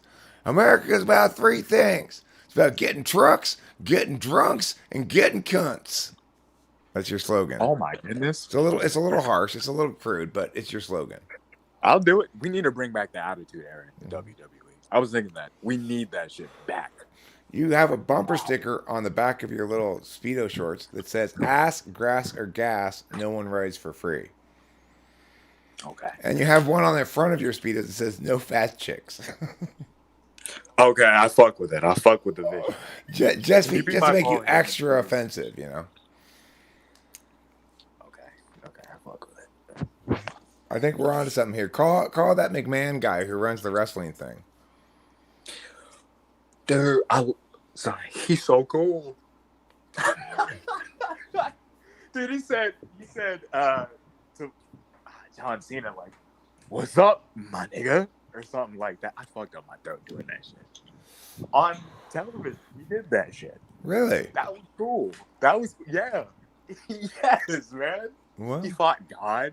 He fought God? McMahon fought God? He fought God in like this little fucking promo. It was like McMahon versus God. And like he fucking did that shit. That's cool. I didn't know you could pick those kind of characters for wrestlers. This really opens things up. Yes. Why don't you be the Hawaiian god of fire, the lava goddess, and come in a hula skirt? Okay. Only to reveal underneath that you're actually a man, but that you still spit lava. Your signature move will be spitting lava in your opponent's face. Okay, I like that. I like that. It's like, why don't they have those kind of characters in Greco-Roman wrestling? Wouldn't it be a lot more interesting if they did? It's like when I watch the Olympics and there's Greco-Roman wrestling on, it's like they're all named like Steve Johnson and stuff. Why aren't any of them named like Stone Murder. Stone Murder is a good name for a wrestler. That shit. Okay. I did wrestling preseason for like a little while, and we did have this eyes. Oh damn! I think he was like ISTJ. His name was Stoneface because like he just didn't like emote, and like everyone just called him Stoneface. His name was Jalen. I thought that shit was cool. Well, you know, my name's spelled Eric, but it's pronounced Dragonclaw. Oh, A lot of people didn't know that. Where's my weed? Here it is. Would you like me to transubstantiate you a bong rip? Thank you. I'm 1 day sober. That shit sucks. That shit fucking sucks. On purpose? Yes. Well, my ENFJ friend has like terrible things. My big brother figure has like terrible things to say about that shit in my life. Okay, and well, which drugs cause you problems or alcohol? I've been smoking for like 10 years. 10 years now. And it's like it doesn't do anything good. Yeah, you can do some cool stuff on sativa. Oh my god, super powerful NA and I, but like it's terrible. There's like no SI. There's no FE. I mean, my experience. The thing is, you're trying to solve your SE polar by not smoking weed. It won't work. You're still SE polar. I don't think it's gonna help either. So, your main drug of choice was weed, and that's what you're sober from? Yeah. Why is your ENFJ friend giving you advice about your head? Oh no, I trust him with I trust him with my life. Like I've known him for like 5-6 years, and he's advising you to quit smoke weed. Yeah, for sure. Okay, well you can trust him with your life, but you shouldn't trust him with your weed habits. Yeah, I get the general principle, but I think he's right about this. Well, I know he's right. So, what do you expect is going to change now that you quit smoking weed? For one thing, I'm a singer, so it's like my vocal cords are going to be better. And then short-term memory, long-term memory, emotional effect. Oh my god! Neither short-term nor long-term memory are affected by marijuana. Emotional effect stabilizes after a short period of time. This is all nonsense your ENFJ friend is feeding you. Hey man, no. This is my take on it. That's my take on it.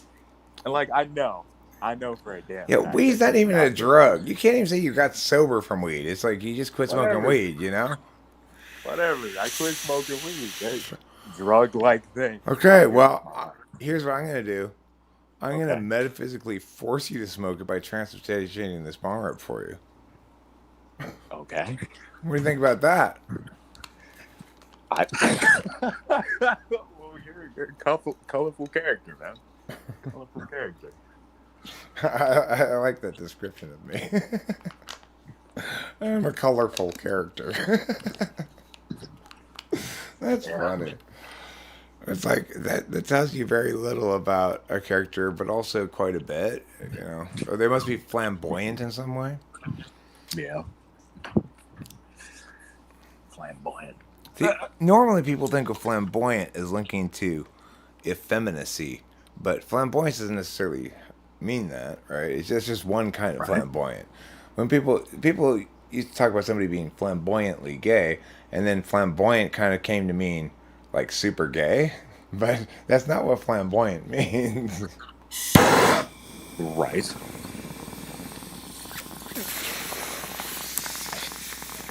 Oh dear.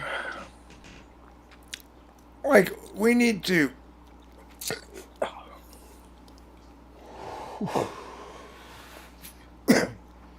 establish and defend the ground possessed by yesteryear's heterosexual dandy. Okay? I'm a dandy, and I'm somewhat flamboyant. But that doesn't make me effeminate or homosexual.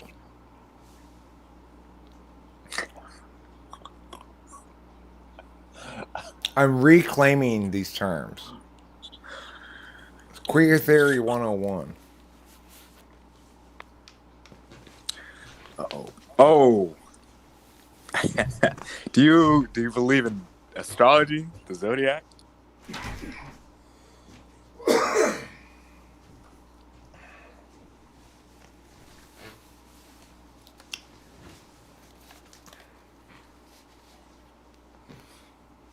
Y'all are clowns? Hey, bozo. You're the only clown here, buddy. You're the only clown here. I'm host Eric. He's stuffed doer. You're bozo the clown.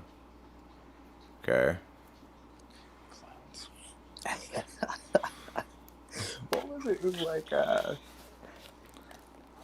damn, I saw something that was like bricks ago. It was like, who is this clown? And then it goes into like the meta breakdown. It's like, first of all, this person's a clown, and then it's like they're not even one of the more known clowns. I thought that shit was funny. Oh fuck, where's it? Well, I have a prediction. Mm-hmm. Clowns are coming back. That soon, clowns will once again be the cutting edge of contemporary comedy. People will return to appreciating having confetti thrown at them from a bucket, guys getting into a little car, big shoes. The hilarity of it will return and finally hit us in the face again, and we're going to say, hey, dandies were not gay. Oh my gods, dandies were not gay. They were metrosexuals, okay? like like Oh, um like that guy who hosts the New Year's Eve thing, Ryan Seacrest. oh, damn. Ryan Seacrest isn't gay, but he is a dandy. He's a dandy at that, and very metrosexual. That means he puts on makeup and he wears a tampon, but he's still a man and he's heterosexual. Okay? And then that's okay. Huh. I'm the same kind of guy as him, except a lot less metrosexual. Metro. It's not metro. It's metro. Eric, say it right. Metro. Yeah. How many people here would call me metrosexual? Me? Anybody else? No. I do live in a greater metropolitan area. And I am deeply, deeply, deeply, deeply erotic.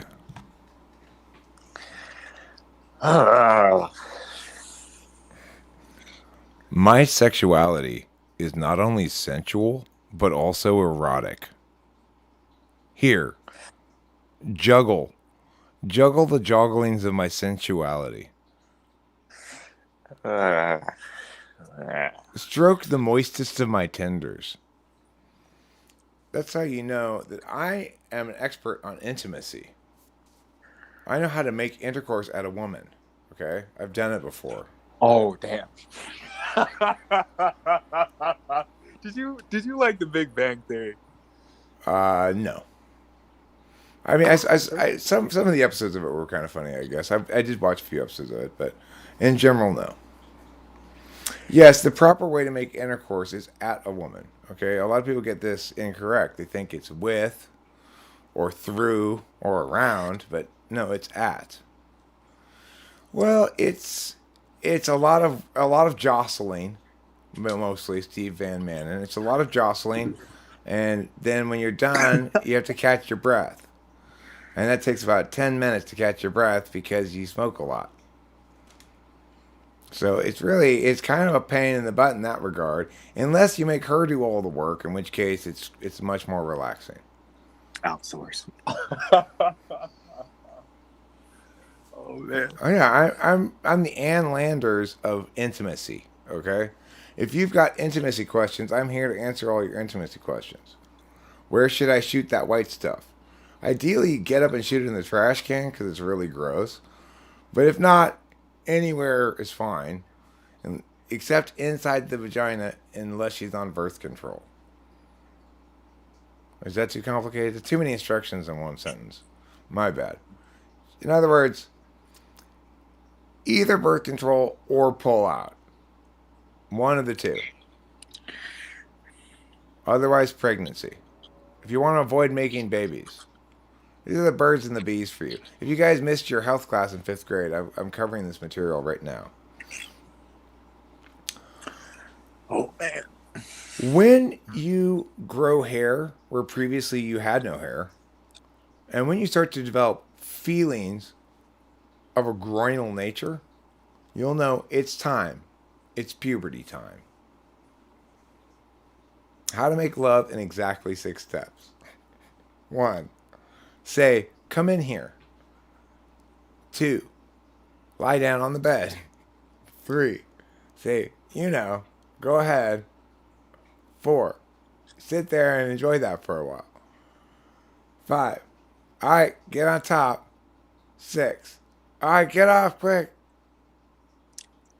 What the hell? That's how to make love in exactly 6 steps without having to do any of the work. Now, if you want to do some of the work, then you got to do some other things. But it depends how much like get up and go you're feeling. Because the more work you do, the longer it's going to take to catch your breath afterwards. It's the only exercise you have going on, so it's your cardio. I actually went jogging like 2 nights ago. Mm-hmm. I did. For the first time in ages.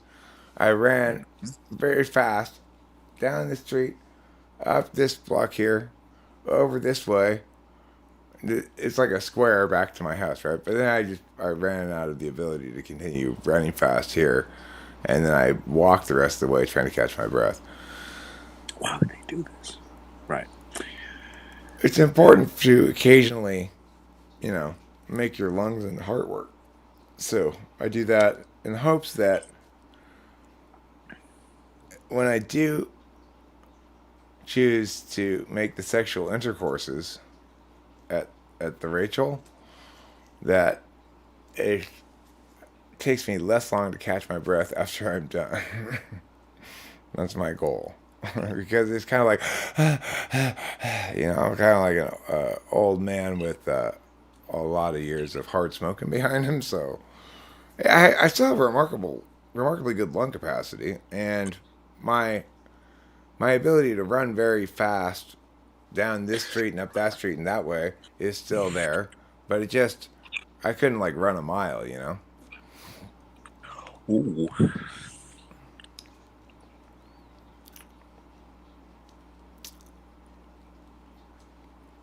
Yeah. Now, if you're a girl, those steps are a little bit different. Okay. So, of course, it's like dancing. They're just supposed to follow your lead, okay? Don't step on my feet, woman. I said left! Go left! No, this left! God! Just get off me! It's like people in a terrible relationship, right? You title that People in a Terrible Relationship. I like the faces people make when they jog.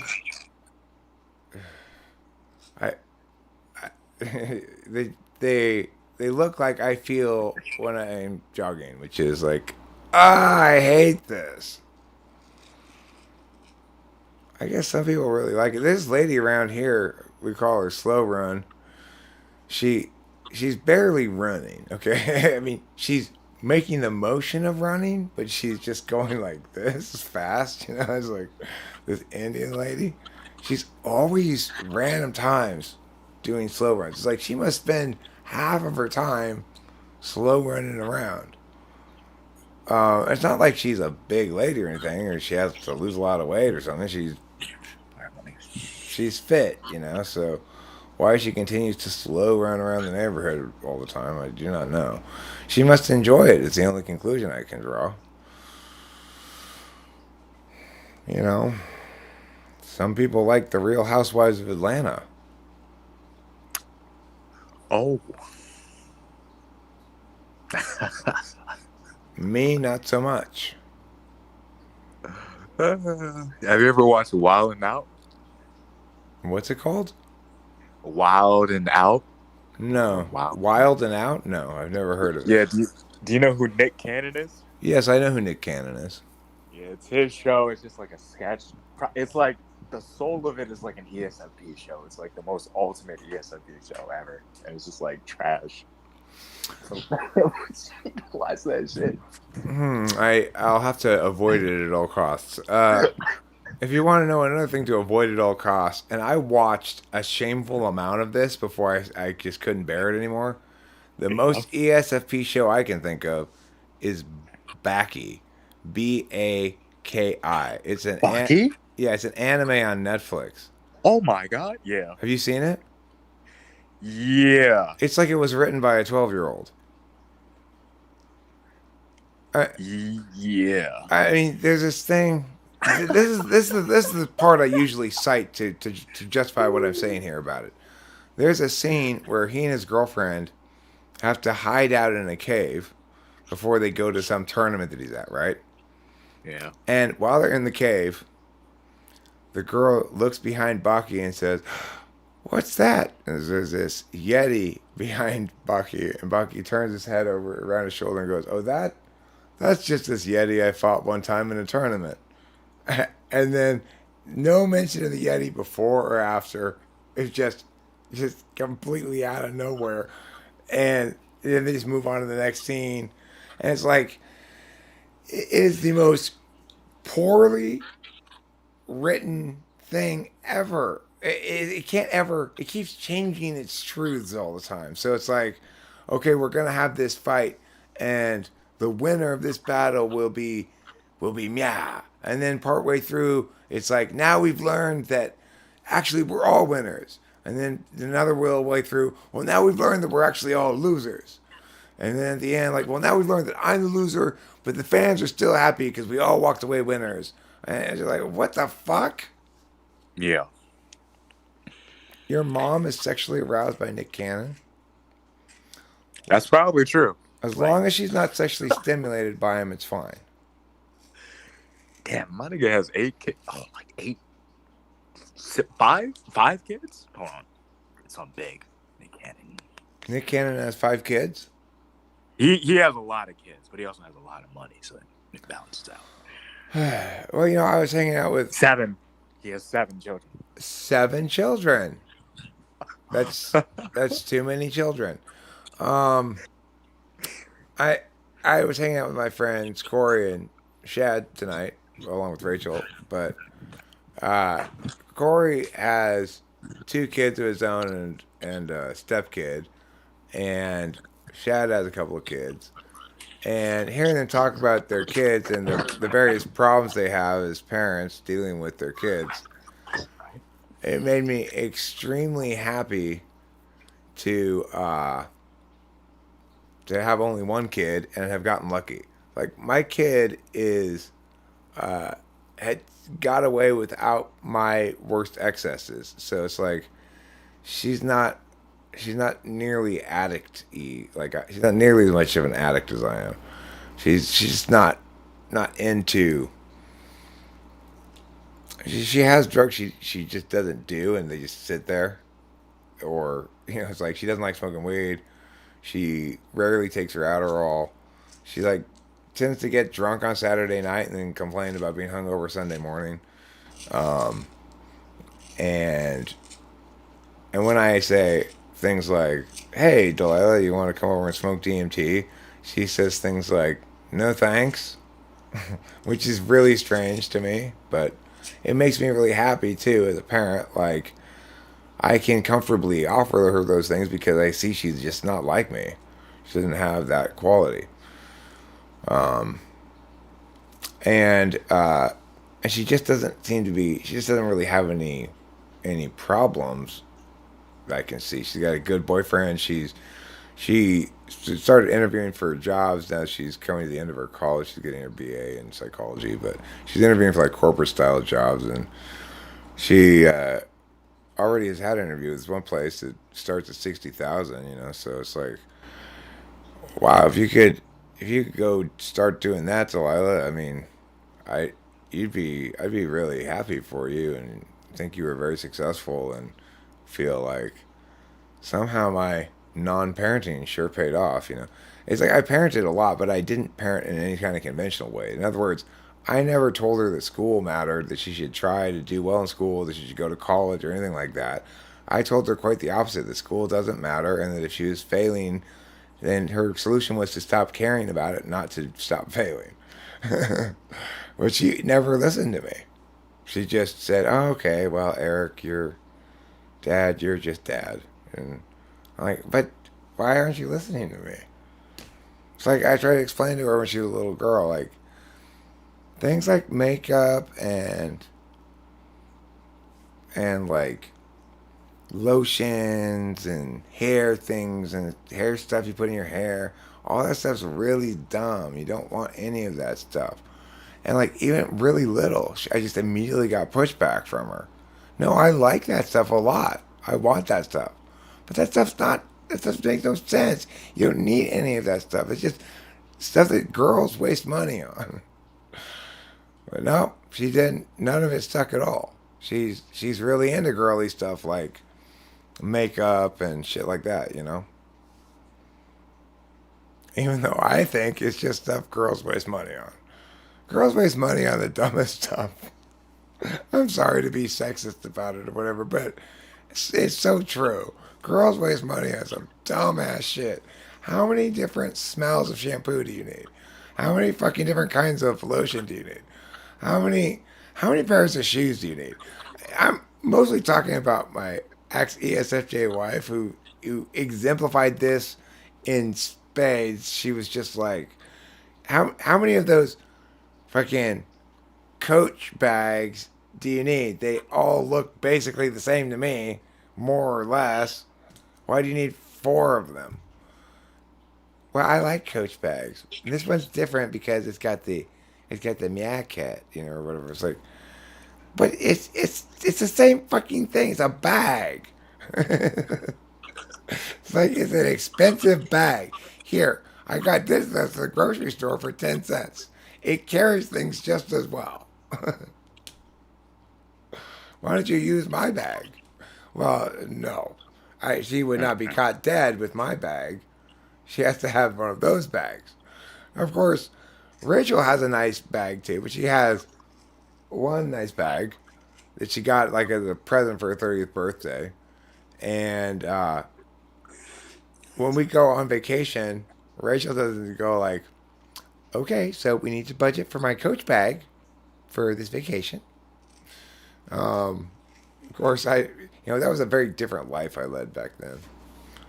When I was like professional working 60 hours a week and raising a kid who I got to spend a lot more time with her than most parents working a lot would because she went to the school that I taught at for like 4 years.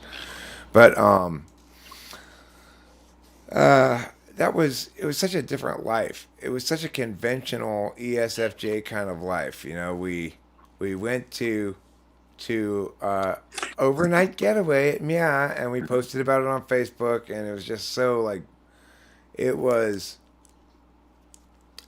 It was banality was required by the dominant ESFJ in the relationship.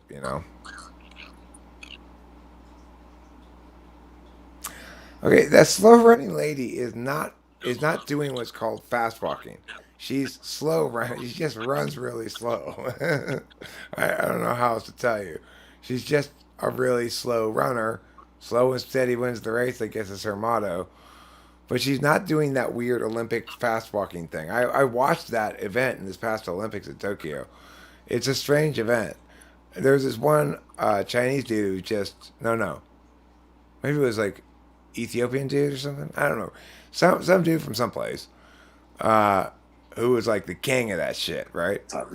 And and it's like there was this scene where they were all walking next to each other in that funny walk that they do, and he just sort of looked at him and was just like, "Walk faster," and he's just like pulling away from him, and they're just like, "Oh fuck, I can't walk any faster."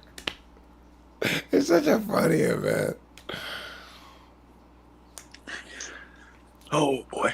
All right, Eric, I got it. Yep. All right, see you later, dog. Don't forget to rock and roll. Okay?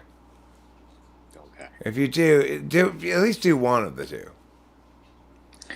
I'm gonna rock. That's fine. Yeah, rock. If you don't, Rock. then roll.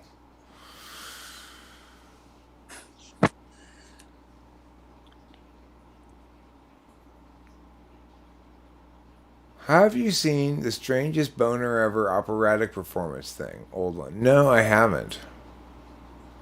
But maybe that's why I fail. That is why you fail. Wait a second. I fail? Yes. You are constantly failing. Not a moment goes by when you're not failing.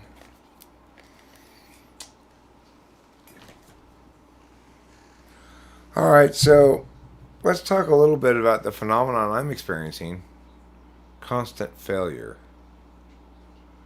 If you're like me, you have a deeply personal and lasting relationship with failure. And it's not like failure makes a bad boyfriend, because failure's always a boy. But he's just kind of a dick to me. He doesn't really treat me well. He doesn't treat me like I deserve to be treated. And yet, I love failure so much, obviously. Otherwise, I wouldn't constantly engage in it. I guess I'm just into the bad boys in that regard. You know how girls are. They like the bad boys.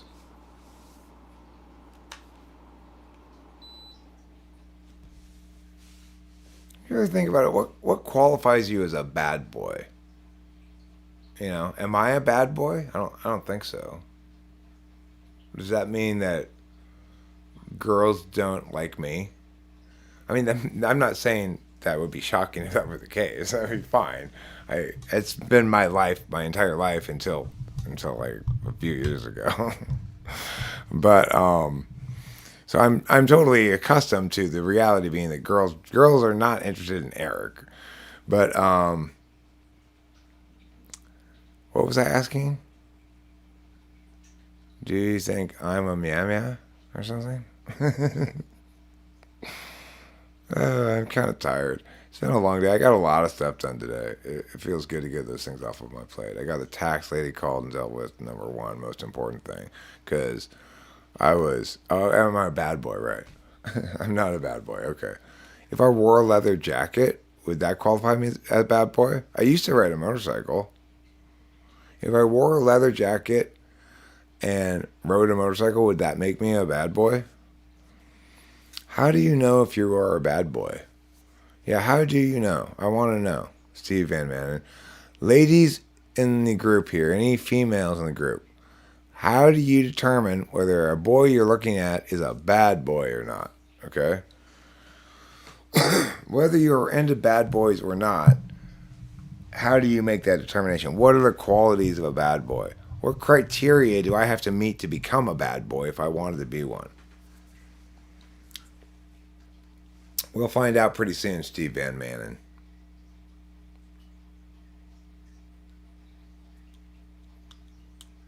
Because I'm curious as well. It's a general vibe that can hardly be put into words. Okay, so let me see if I can get the vibe down.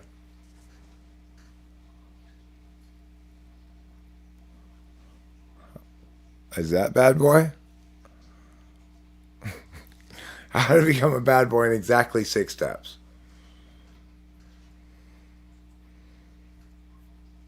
If I do more Billy Idol stuff with my lip, do I become a bad boy?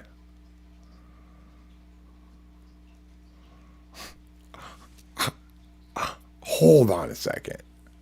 Hold on 1 second, Mrs. Mom. Are you saying that I'm not mysterious?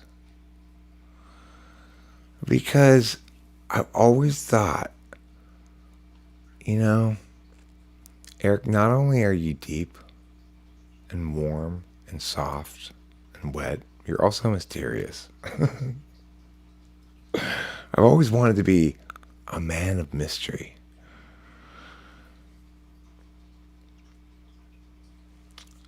Bad boys take risks. You don't take risks. You just do stuff that could be considered risky.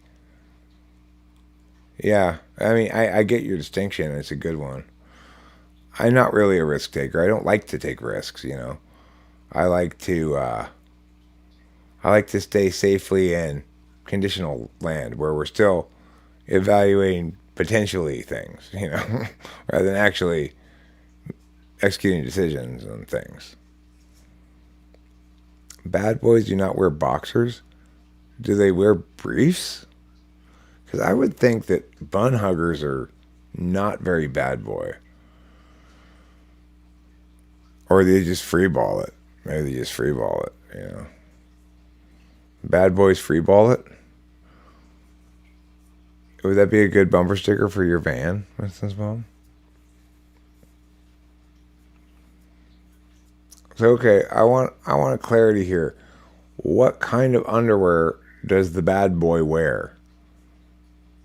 And how many of these little check boxes do I have to meet before I become an official bad boy?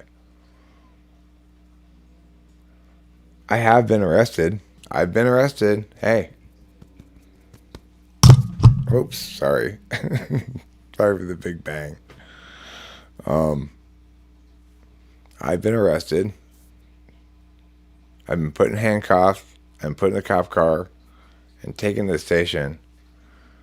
Not only was I arrested, I pled guilty and paid the fine.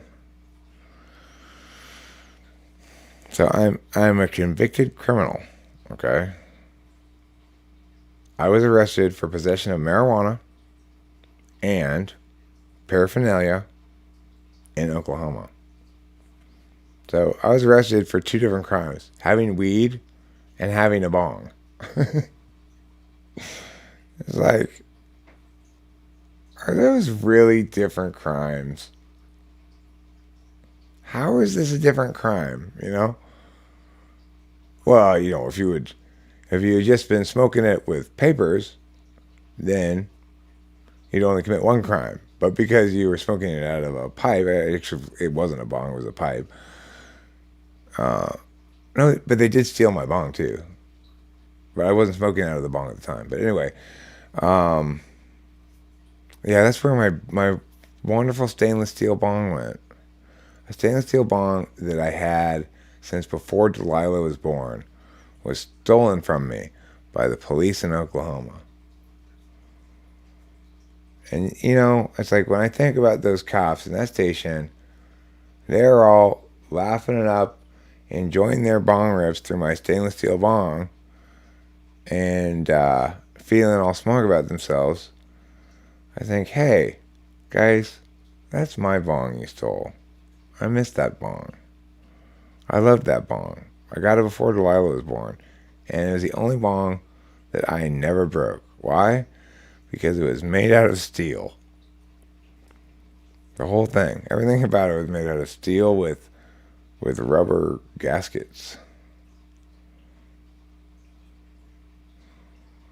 Bad boys usually do not have a mother who loved them. Well, my mother loved me.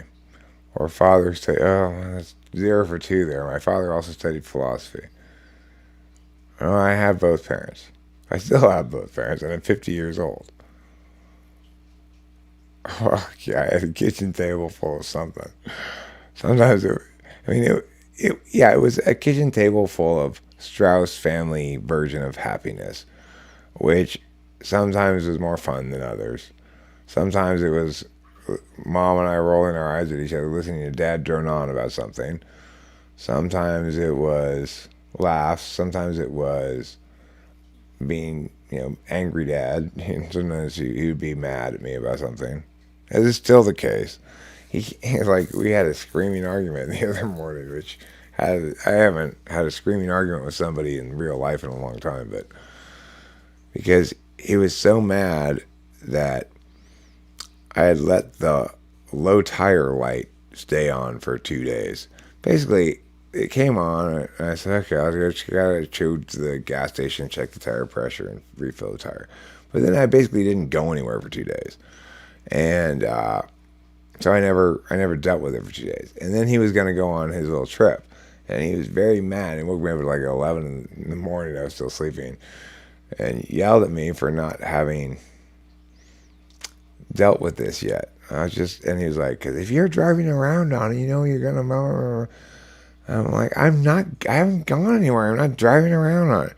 I said if. I was like, okay, but but it's nevertheless the case that I'm not driving around on it, and just chill out. It's 5 pounds low, as we've already verified with the meow meows, the tire pressure thing. It's like, yeah, the light's on. Okay, this front left tire is about 5 pounds low, as happens because I'm heavier than Rachel, and sometimes I drive by myself, which means that the left front tire is always going to lose air over the course of a long period of time of them all being fine. Gradually, the left tire will get slowly a little bit lower until finally the light comes on, right? There's zero urgency in this thing. But NI-polar is like, but what if you need a ride to the Firestone to get a new tire because I'm going to be gone on my trip then, and you won't be able to do that. You need me to facilitate that thing. And of course, I don't. I could just drive down there and walk. I wouldn't take it to Firestone anyway because they're fucking horrible. And my dad goes there because he always has. And they continue to just be disastrously bad place to go, but he doesn't seem to quite get that. He's done a number of fuck ups. And Cameron, Delilah and I go to Cameron's mechanic now, and like last time she had to go there was because there was a big oil leak after she got it back from Firestone, and Cameron's mechanic said, "Oh, it's a gasket that they didn't put back in right," and he just replaced it. And he said, "It doesn't cost you anything. It's fine. It's just the plug and the gasket on the plug in the drain pan, oil pan or whatever." Well, she PayPal'd him like $30 anyway. And the thing is, of course, Firestone is the one who fucked that up. It was fine before she took it in there. She took it in there to get an oil change, and she gets it back with an oil leak, And instead of trying to take it back to them and continue to argue with them, the only reason she takes it to them in the first place is because Granddaddy said to take it to me. So I'm like, fucking goddamn it. Dad and his fucking Firestone. This is some banal storytelling tonight, huh? Well, I'm getting a little SI banality. Some ordinary events from my life. Like I said before, it's just easier to do without another person in the present in the space. It's like the INTP doesn't say much, but I'm aware of his presence. I'm aware of me occupying the vast majority of the talking space. I want to give him time to talk occasionally, but I also am cognizant of the viewer experience or the experience of the live stream as a whole. So if I leave him too much space and he doesn't say anything quick enough or seems to lack something to say, then I will take over again and go for a stretch, It makes it more of an FE challenge for me to deal with a stream when there's another person in the room. This is easier for me.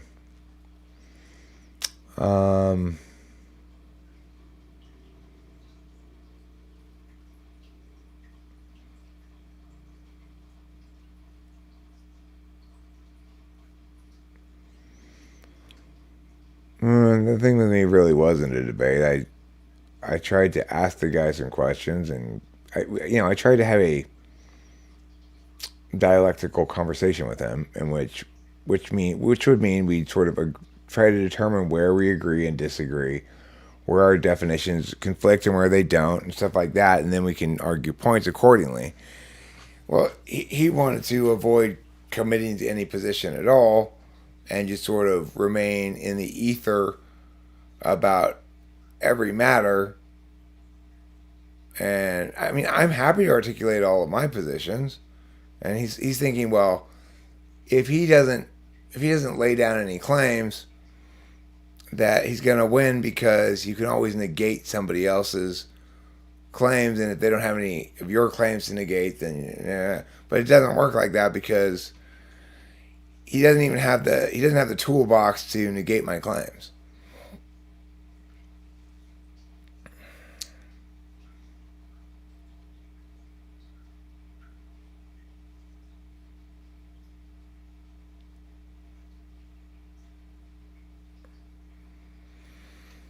Yeah, well, I mean, it was obviously a waste of time. It's like it seemed to me that his primary concern was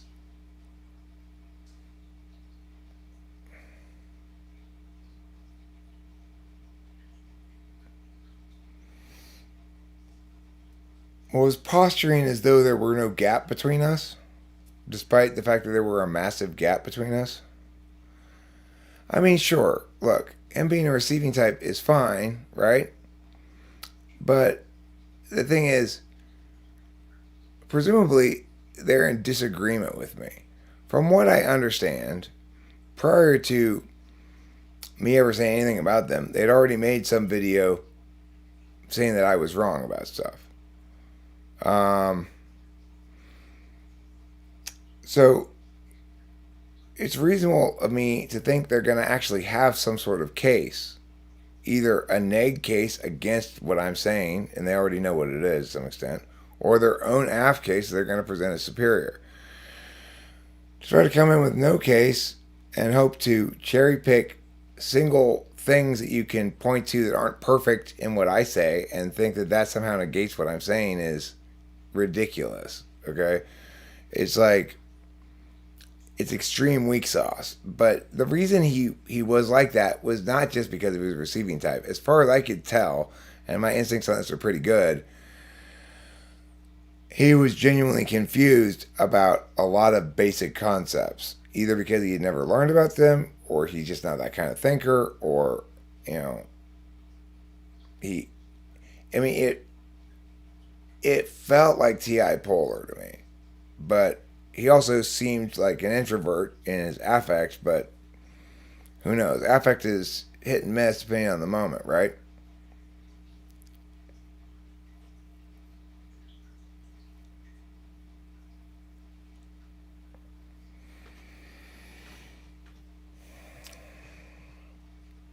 On their rational typology, yes, the other channel, Warmest Robot, had slammed you and Lijo. Slammed me and Lijo. Okay, so then fine. If I'm then talking to the guy, I'd expect him to have some points to make, right? He'd already gone to the trouble of slamming us. Why doesn't he remake those points for me so that I can respond to them? Maybe he's right, maybe he's wrong. You know, I won't know if he doesn't make the points. He was very avoidant of establishing his position on anything because I don't think he had much faith that he could substantiate or sustain any position against any negation I might bring. But if he thinks he's going to get away, it's like you can't get away. You're not going to get away from me. You're not going to fool me. You're not going to outsmart me because I'm not trying to be sneaky. So it's not possible. You know, it's like the benefit of doing actual, genuine thinking that's designed to maximally attain a correct explanation rather than for any other reason.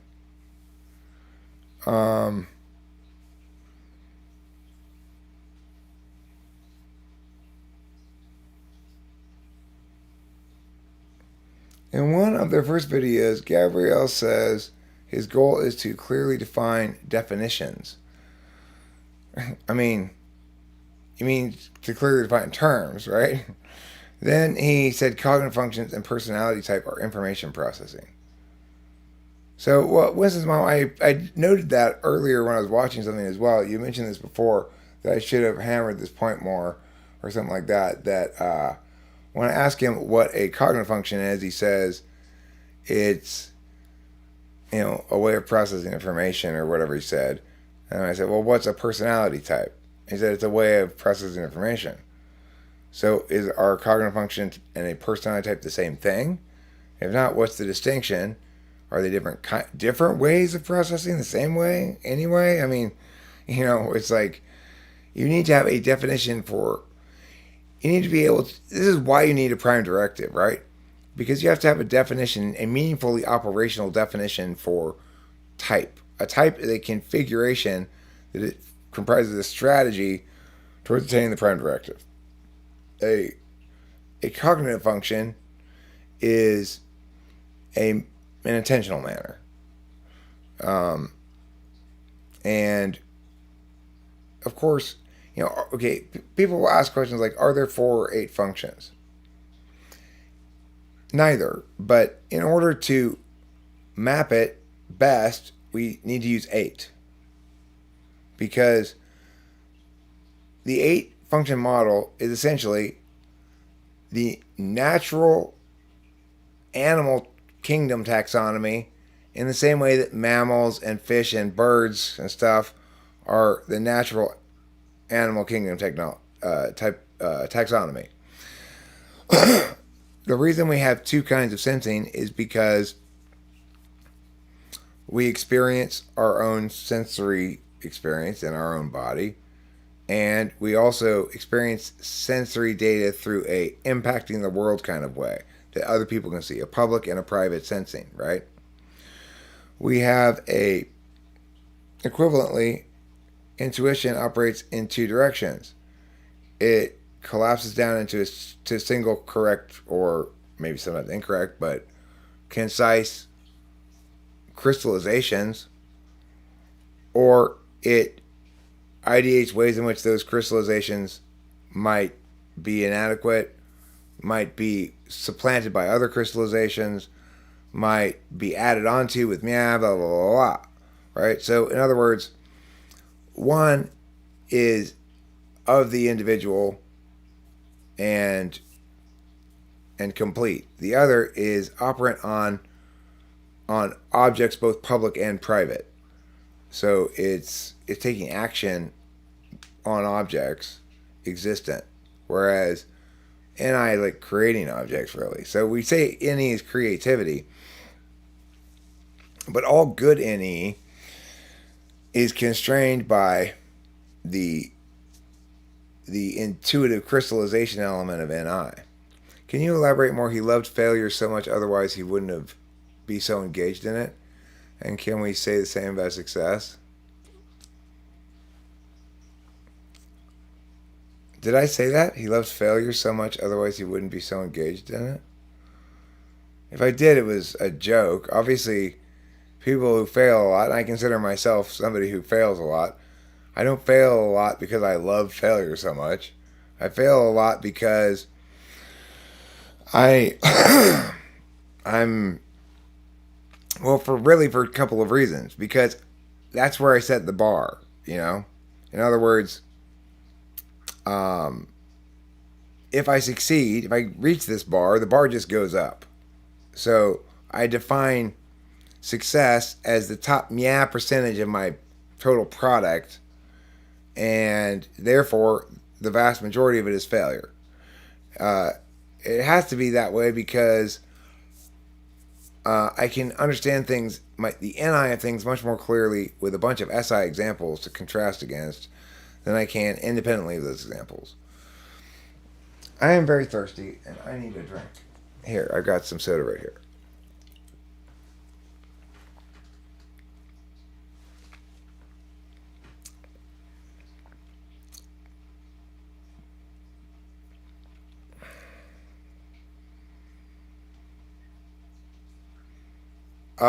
Asterisk, you are wrong about Tim Dillon being an ENFP. I can't believe that guy's an ENFP. His humor is way too TI. I mean, I could be wrong about this, okay? Because it is humor, but I felt very confident that he was either an ENTP or an INFJ.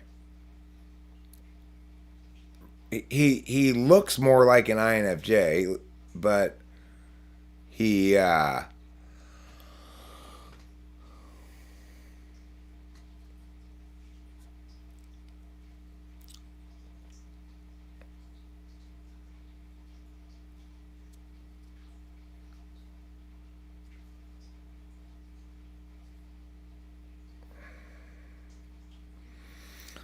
Gabriel said he tested this on himself and so found no reason to think it was falsifiable. Huh?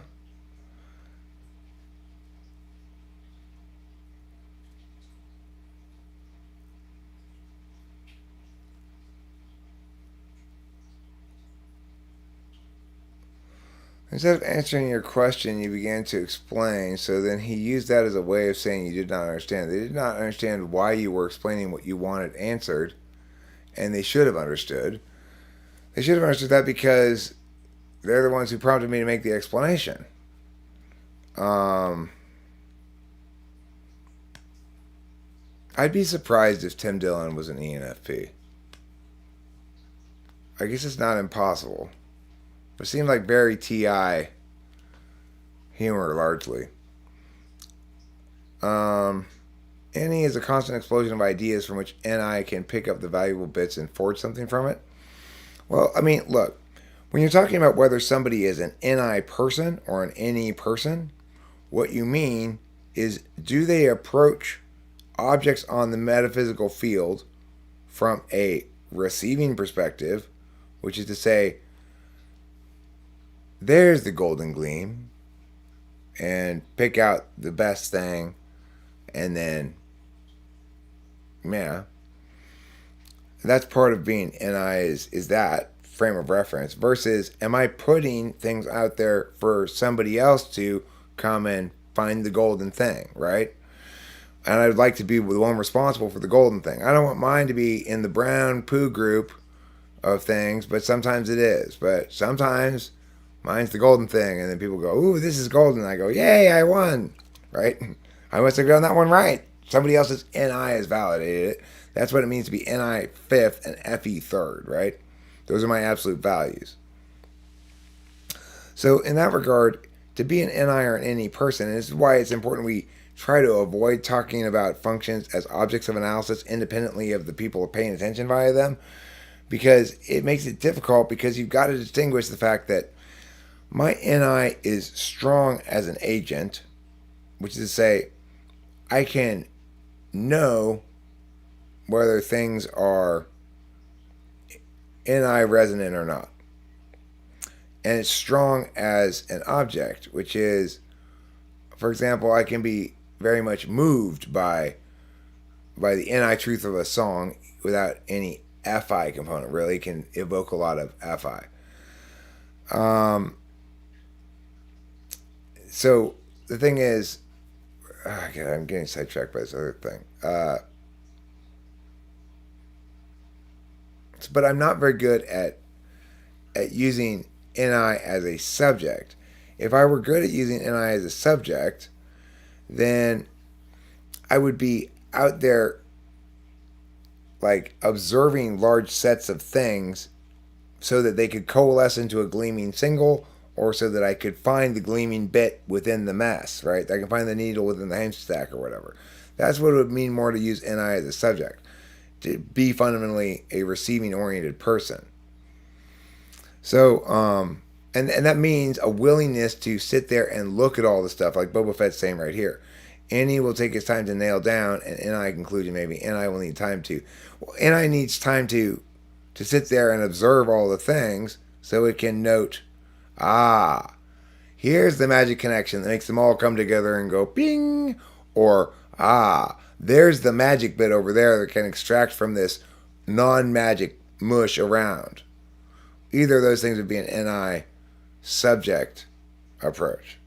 It's fundamentally, you see objects as things you exploit rather than things you make for others to exploit.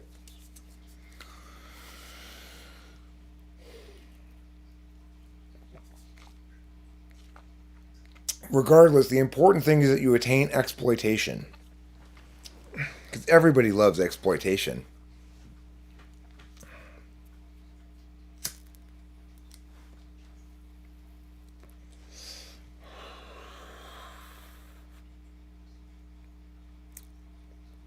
Not much FE from Tim, very ranty FI. I mean, you could call that TI ranty too. A lot of the stuff he was saying reminds me of me being mad about COVID and ranting on a live stream. It's not so much the rantiness that determines whether he's FI or TI as the specifics of his rants. I like. I'm pretty sure if he had been an ENFP, I would have not liked him very much. Because he was talking about enough current event stuff that if he had been an ENFP, he probably would have been consistently wrong about it, even in his jokes, and it just would have annoyed me. This guy was basically like correct about everything. He's kind of, I mean, not quite like, you might call him a moderate, or at least an anti-extremist rather than a correctist. But he is cued into the fact that the problem is people are attached to these teams.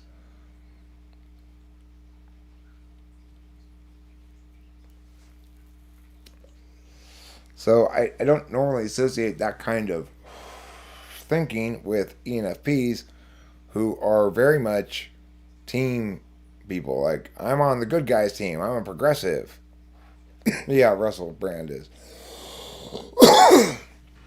An ENFP for sure. I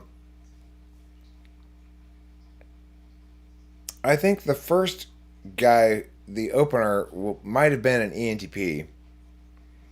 But maybe an INTP. Almost certainly an NTP. And it was interesting watching him because, as I mentioned before, he got rolling slowly, but then as he got going, he got pretty funny. And he was going good and making me laugh successfully by the last third of his set pretty consistently. But he was trying to get trying to make hay with excessive edginess, a little bit too much cursing. And I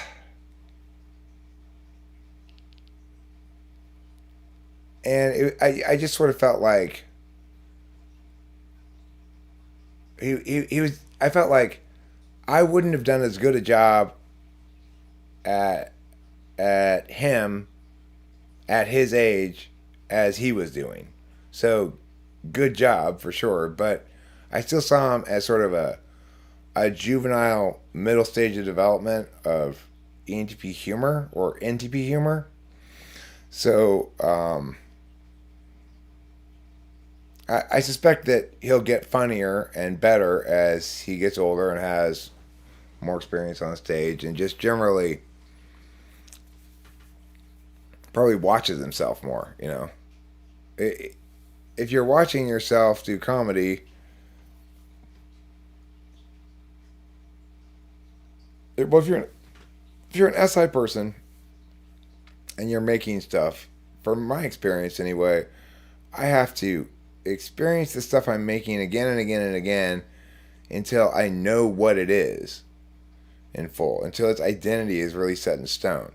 In other words, I don't intuit the identity of the thing first, and then, well, what happens is this, like with songs, for example, I'll intuit a good bit of a song, and I'll have it recorded, and then every time I return to play that part of the song, I can't remember it, and so I have to go listen to the recording again.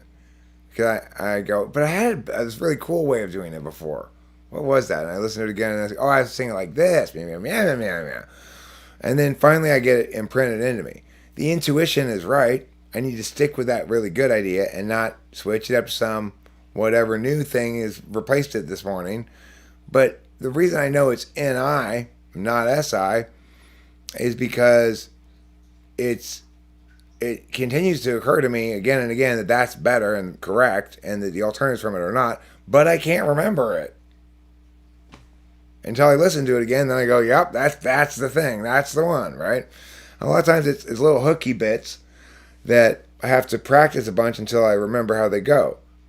Like, for example, in the song "Cloudy Day in Los Angeles," where it goes,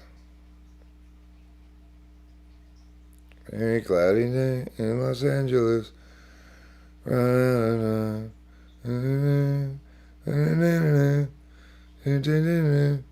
Someone buy us some more time. Cloudy day in Los Angeles. Cloudy day in LA. I'm no sort of evangelist, but I've got something to say." So it's like one of a bunch of vocal recordings. I did it like that. And then I had to keep listening to it a bunch of times before I could remember how it went. Because I had originally a more obvious way of going there or something. Or a less catchy way of going there.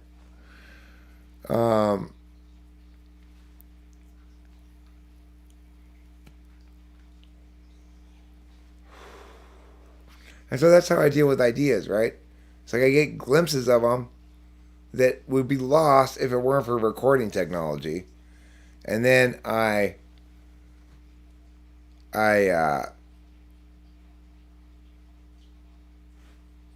make sure I don't deviate from them. I resist the urge to, well, but I could do it like this, or I could do it like this, I could do it like this, which is a way to make bad music.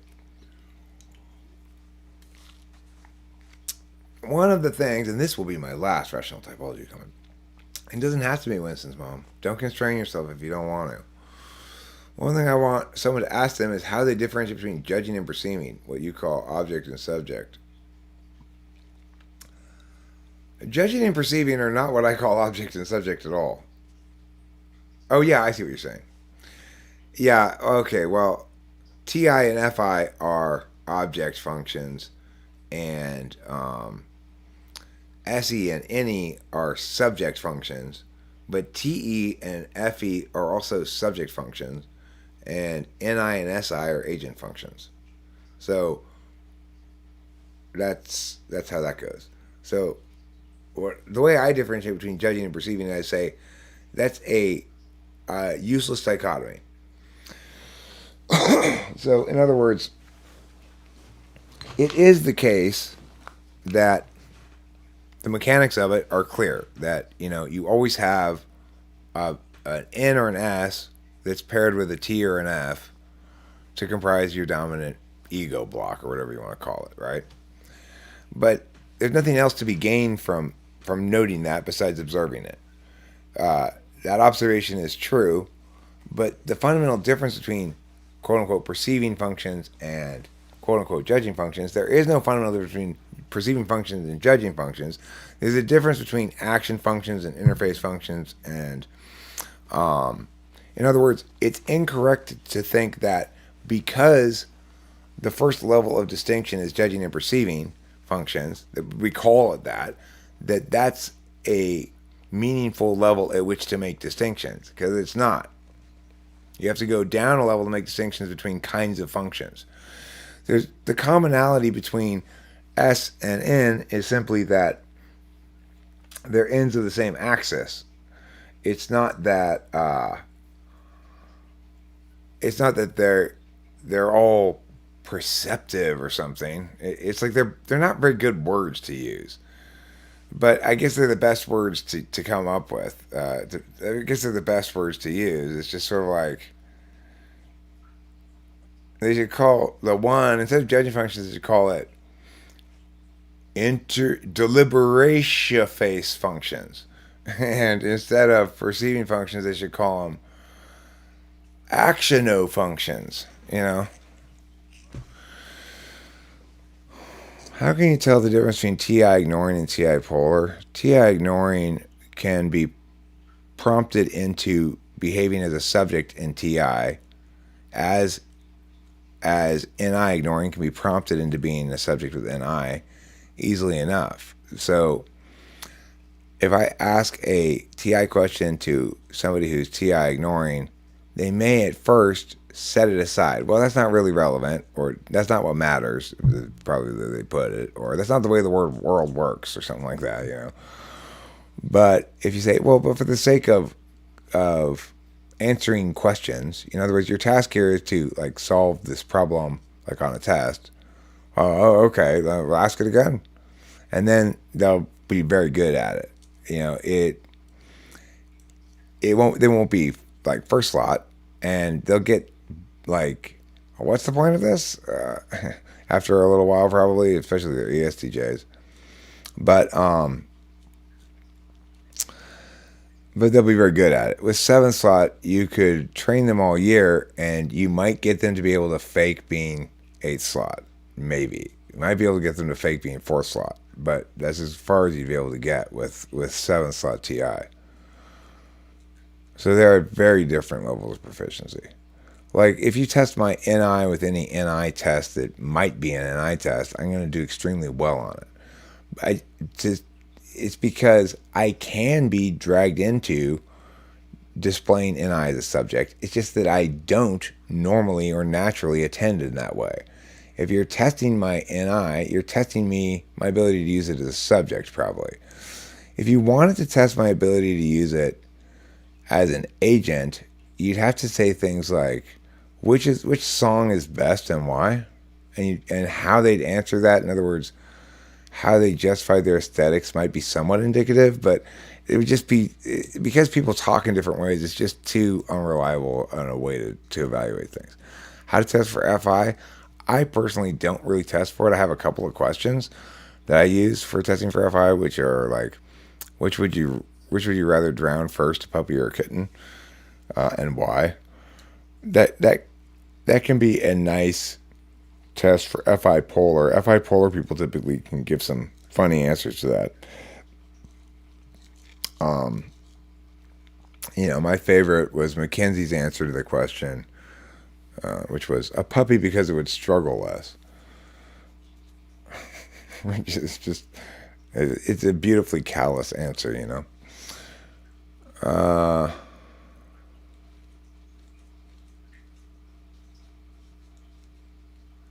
Your words you use are from epistemology logic classes, so if one has had this education, the words make sense, but otherwise they're hard to process, and Gabriel was lost. And that's fine, but then, it's like the fundamental thing that we need to remember first and foremost is they came around here declaring themselves rational typology, and apparently explicitly, at least on the other channel, saying that I'm wrong. They're working on putting out a book.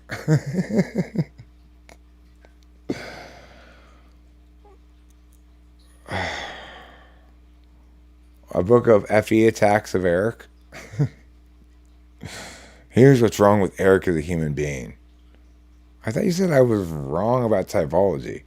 Well, here's why you're wrong. Because your motivations are bad, and you have emotions, and we don't like you. And you're arrogant. That's what closes you off. Okay, but why am I actually wrong, though? Like, what am I saying about typology that's wrong? I get what you're saying, that the reason I can't be right is because there's something fundamentally wrong with me. But regardless of all that, in terms of what I'm actually saying, what is it you disagree with and why? They're a joke.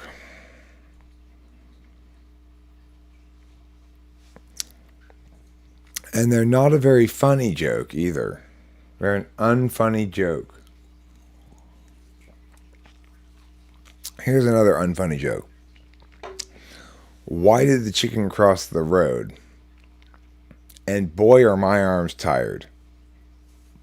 The reason it doesn't work is because I've randomly pushed two different jokes together.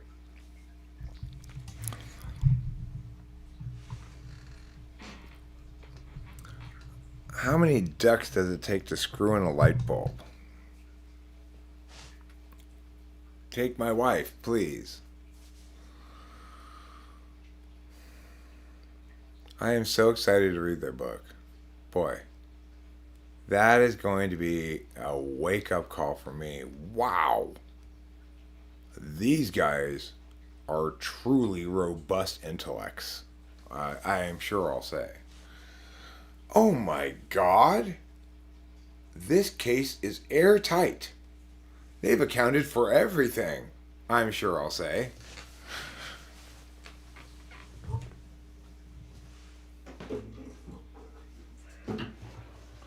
Because, I don't know if you guys heard,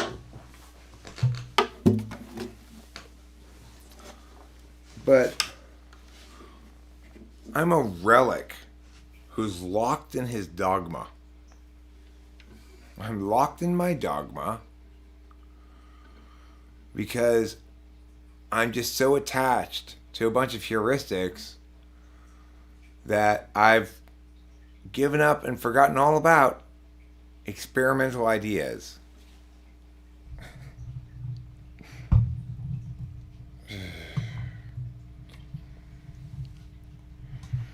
I mean, you want to talk about a recency bias to that woman's, and I'm pretty sure that was the wife who was locked in my dogma. Sounds like a good news. It does. That's a good. Locked in my dogma again. Everyone else is wrong even when they can justify everything better than me. It don't matter because that's not what I believe as I'm locked in my dogma again. Okay.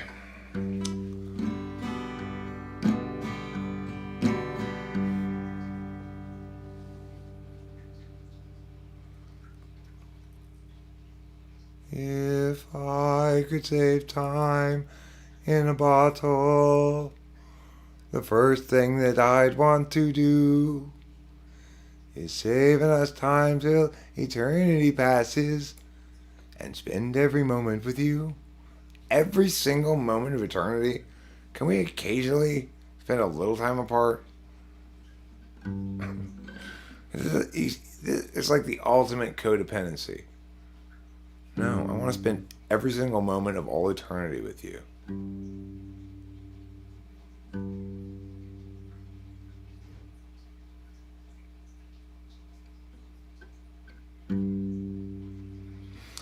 It was 100,000 million years ago. Time ran slow. Nobody had to show. Plant the slabs below. Let them go. They will start to grow. More years ensue and tears gnashing through. Oh, holy slabs come into view. Unchangingly true, eternally new. But when the slope appears in George today, options at large, dear. Other ways, give each a chance. Once quick to check, but don't get caught standing on deck. The slope presents a fork. It's not easy stopping short. Too far along to turn around. Perhaps the better course was headed over north. Now there's a bitter force, enemy ground. It was 100,000 million years ago. Time ran slow, nobody yet to show. Plant the slabs below, let them go. They will start to grow. More years ensue and tears gnashing through. Oh, holy slabs come into view. Unchangingly true, eternally new. But when the slope appears in George today, options at large steer other ways. Give each a chance. One's quick to check, but don't get caught standing on deck. The slope presents a fork. It's not easy stopping short. Too far along to turn around.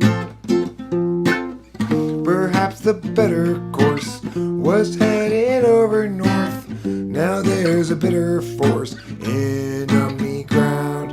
It was 100,000 million years ago. I mean, Triple Asterisk, that's a pre-written song. It certainly involves extroverted intuition, introverted intuition, and extroverted sensing as well, and introverted sensing in the creation of it. But in the execution of it, it's much more of an SINI thing. Uh, the more times I play it, the more correct I get it, and what's correct is an NI thing. So, uh, if you want to see "Here Comes NE," then I have to make up something on the fly, right? Like, three asterisks wants to see just what it looks like when here comes an E, and so I'll play from C to G and make up this song. Then I'll transition down to the F, go to G cause that's the best, then A minor, yeah I say, yes, yes, yes, yes, yes, that's the way to go. Oh, and you can see that sometimes I fuck up at least a little bit, because I have not written this down. Instead I'm making it as I go along. That means invariably there'll be some fuck ups, but don't disregard the quality that's nevertheless in that bucket. Yes, it's NE, extroverted intuition, see, and we, isn't it so much fun? NE, it's like when you take an eye and put it outside and turn out the light and say turn into something different. Then it does. That's NE. Play Bat Country. Bat Country. Welcome to Bat Country. It is a rad country. It is a land with lots of bats. Always echolocating, never forgetting their wings. Bats fly inside and out of my brain. Bat Country, it's home, it's where I grew up. Bat Country, leave me alone, just screw it up. Bat Country, it's the only country for me, because I like to squeak and soar and dive and eat some bugs while they're alive, and emulate the bats I see in the sky. That's why I'm a very, very, very Bat Country guy. Yeah, Bat Country. That was Bat Country by Bert and the Bacharachs. This mic's a little hot, I think. I think I'm blasting you with peaks and valleys. I think I'm blasting you with the peaks and valleys of my bodacious tatas. Who here would say my tatas are bodacious? Anybody besides me? Am I the only one who believes my tatas are bodacious? Oh, it's like, come on. Am I that much worse than Tim Dillon? There's only 12 people here, and none of you guys had to pay $30 a piece to get here. God. When do I get to be famous? Look, I'm funny. Sort of, sometimes. I can play the guitar. Tim Dillon didn't play the guitar, Eric. Well, that's extra thing for me then. No, that's what people don't want you to do. But it's extra. Look, when I order lobster, I don't want a scoop of ice cream on top of it, even though it's extra. Just like Lijo says.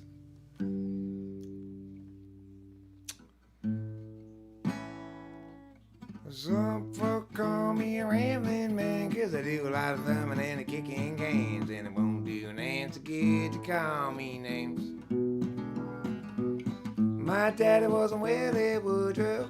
I wasn't born in no ghetto, just a white boy looking for a place to call my name. I don't want no handout living, don't want any part of anything they giving. Proud and white and I got a song to sing. Well, I said a few things and I'll admit it. If you want to get ahead, you gotta hump and get it. Just a white boy looking for a place to do my thing.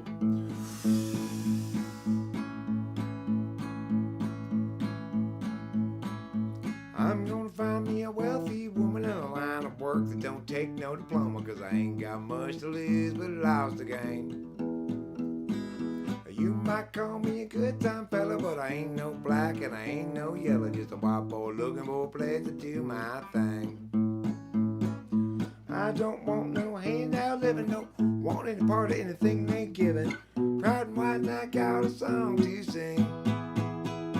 Well, I said a few things and I'll admit it. If you want to get ahead, you gotta hump and get it. Just a white boy looking for a place to do my thing.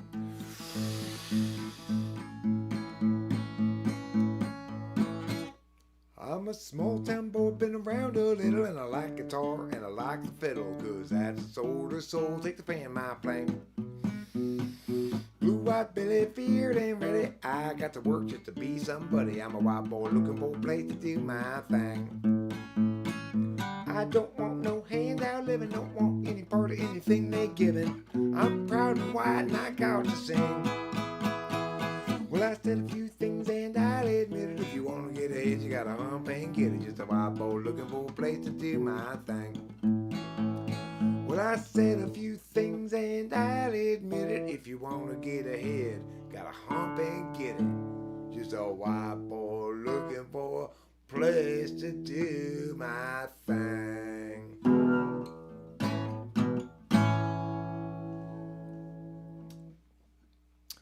It's a Merle Haggard song. Merle being the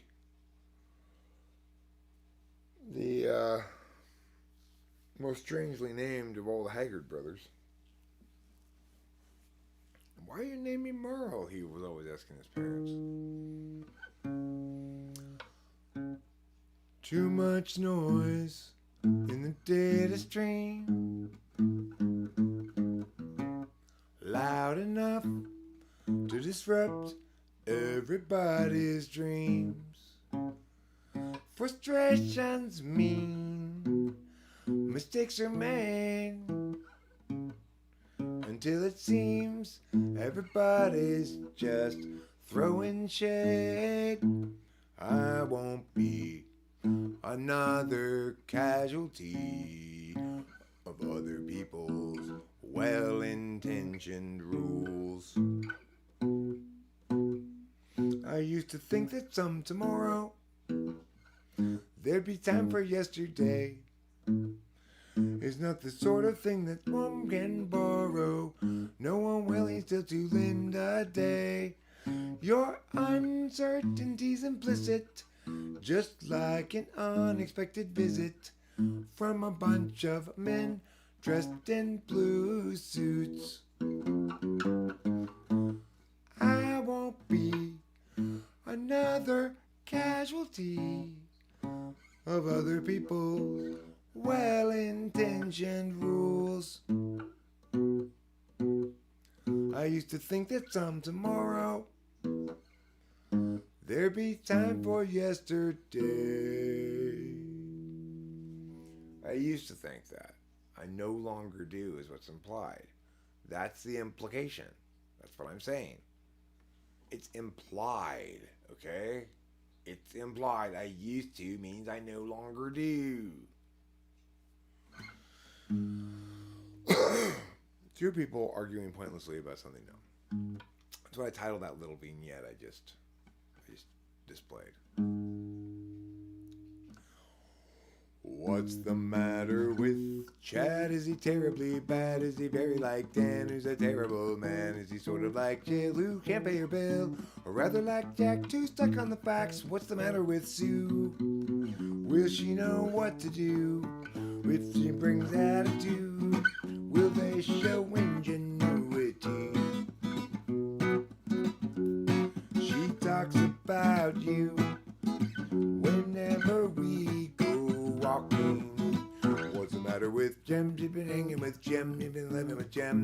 extraordinarily thin. Frank's stealing fish from my tank, he's colluding with you, and they're talking to Lou. What's wrong with the ladies? What's the matter with men? From the feelings of Katie to the coldness of Sven, they talk about you whenever we go walking, paths that lead to lesser days. Spill still out the overwatered paths, and whoever's left, it's still okay. Just tie the sails to the mast.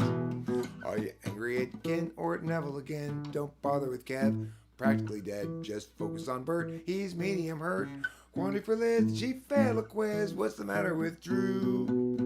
Will she know what to do if they bring attitude? Will she show ingenuity? She talks about you whenever we go walking, as it leads to lesser days. But still at the overwatered path, and whoever's left of it's still okay. Just tie the sails to the mast. Each of us have much and gravely sinned.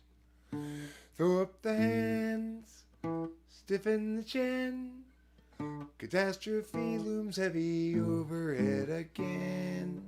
Time's gone will never be again. My voice is really shot right now. I can't sing anything for shit. Well, maybe you should stop playing then, Eric. Shut up. Just shut your face. Just shit it. Shit it and commit it.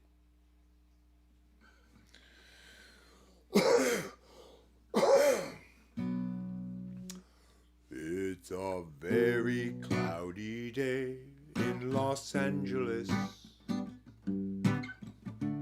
and today we run out of time. Struggles past, troubles still to come. The day is nearly done. Can someone buy us some more time?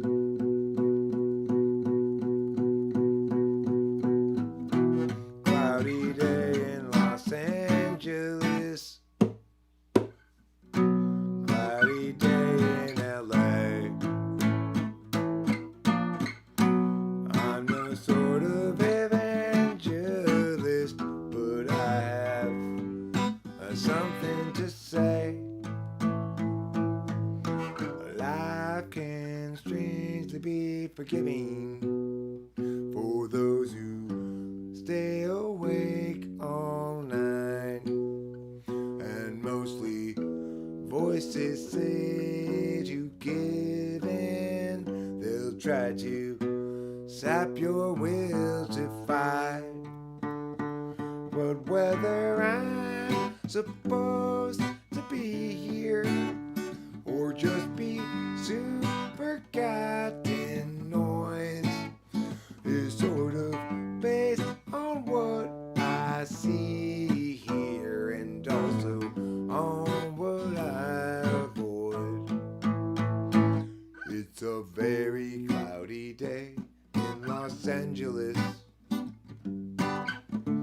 and today we run out of time. Struggles past, troubles still to come. The day is nearly done. Seems we bought us some more time.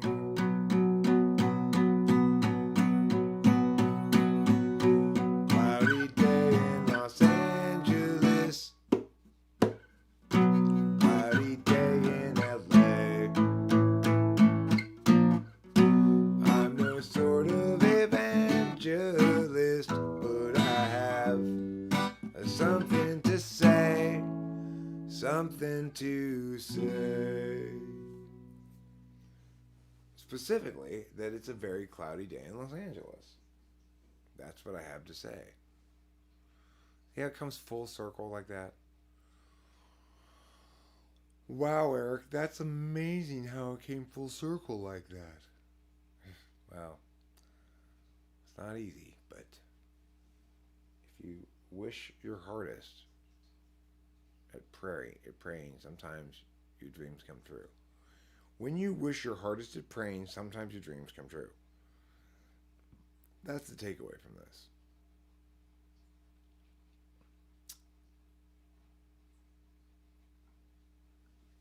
I'm going to try this song.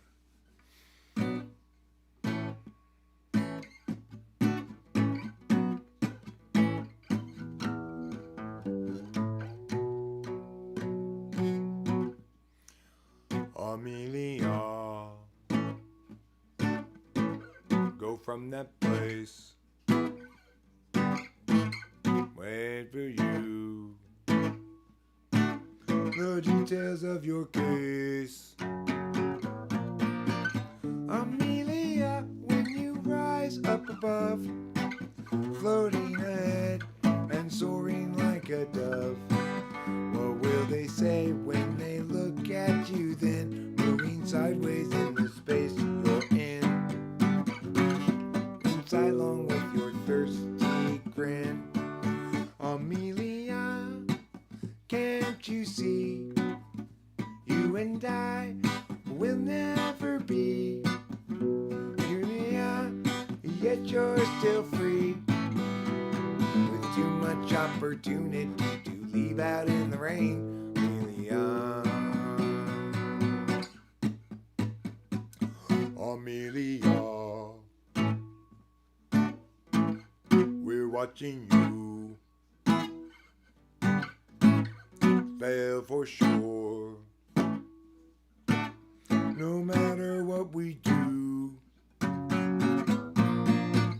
Amelia, when you rise up above, floating ahead and soaring like a dove. What will they say when they look at you then, moving sideways in the space you're in, and staring sidelong with your thirsty grin? Amelia, can't you see? You and I will never be. Amelia, yet you're still free. Too much opportunity to leave out in the. Too much opportunity to leave out in the. Too much opportunity to leave out in the rain. Amelia.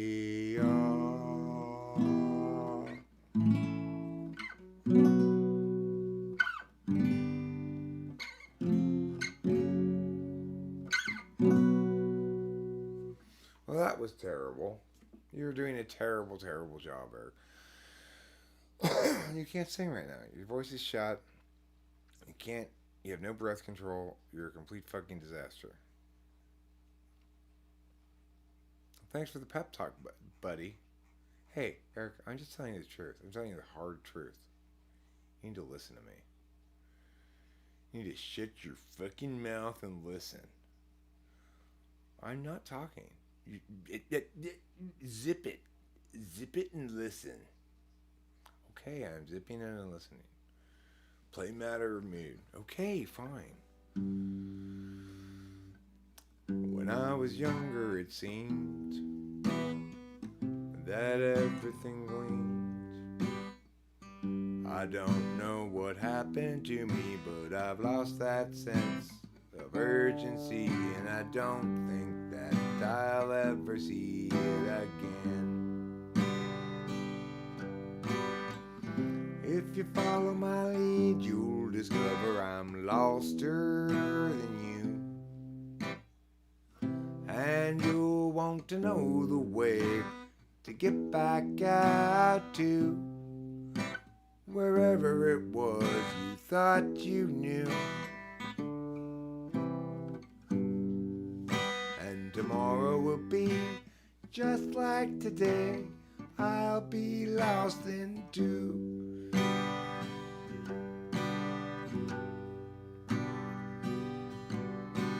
It's a matter of mood as much as a matter of will. And the things I do and the direction I point to still seem a part of me, though departedly. And I wonder if I'll ever see them again. Ba-dum-ba-dum-dum, ba-dee-da-dee-dee, ba-ba-dee-da-da-da-doo. Bum-ba-dee-dee-da-dee-da-dee-da, ba-ba-dee-da-doo-dee-dee. Well, that's the best song I played this evening, frankly, because it's the easiest to play and sing, so it didn't give me too much trouble. I didn't really run out of breath at any point, you know.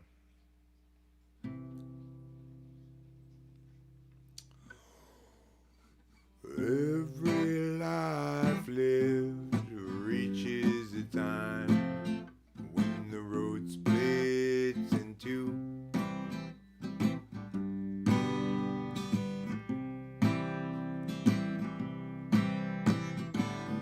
There are times, dark times, times of despair, times when it's hard to feel good. That's when I'll look for my sack full of solvency and that satchel of helpful goods.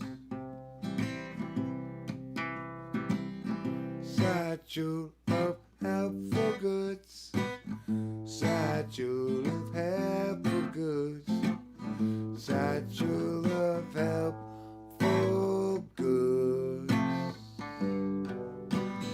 Every life lived reaches a time when the road reaches an end.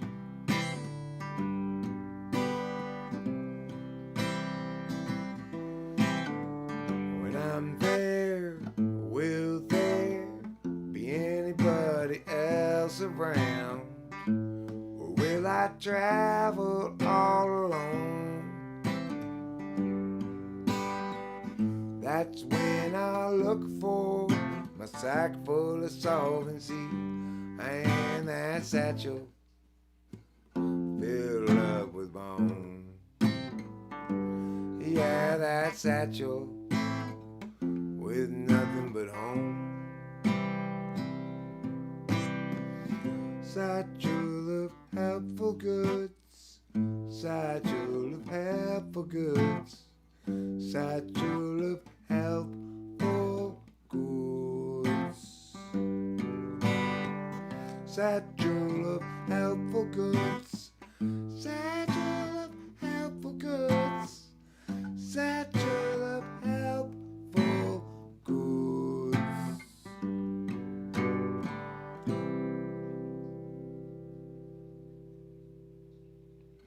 That was not bad. I'd call that not bad. Although I fucked up one part. But do I not have Gerald has a lot on anywhere on this thing?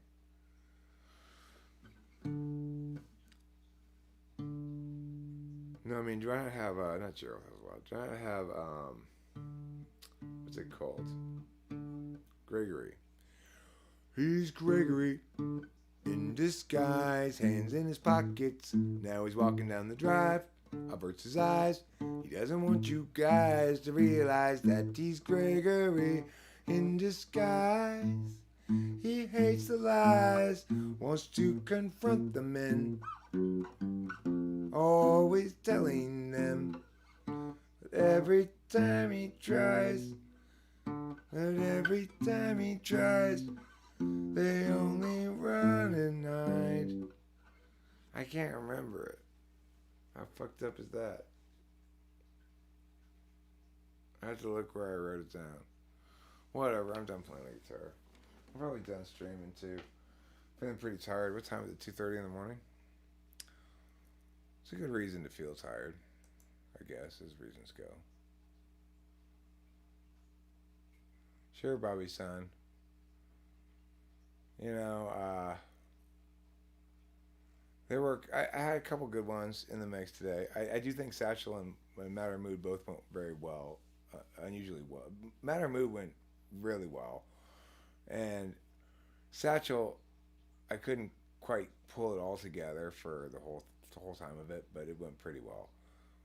Both the reason both those songs went better is because they require less breath control. My breath control right now is shit. It's like I've been up for a long time and mugity meow mew, you know, various reasons, smoking, screaming at the top of my lungs for hours. No, that didn't really happen.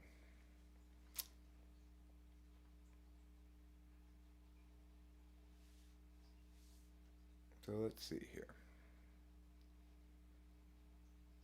Oh, thanks for reminding me about that. No, I don't. I'll probably lie down for a few hours and get up again, and you know how it goes.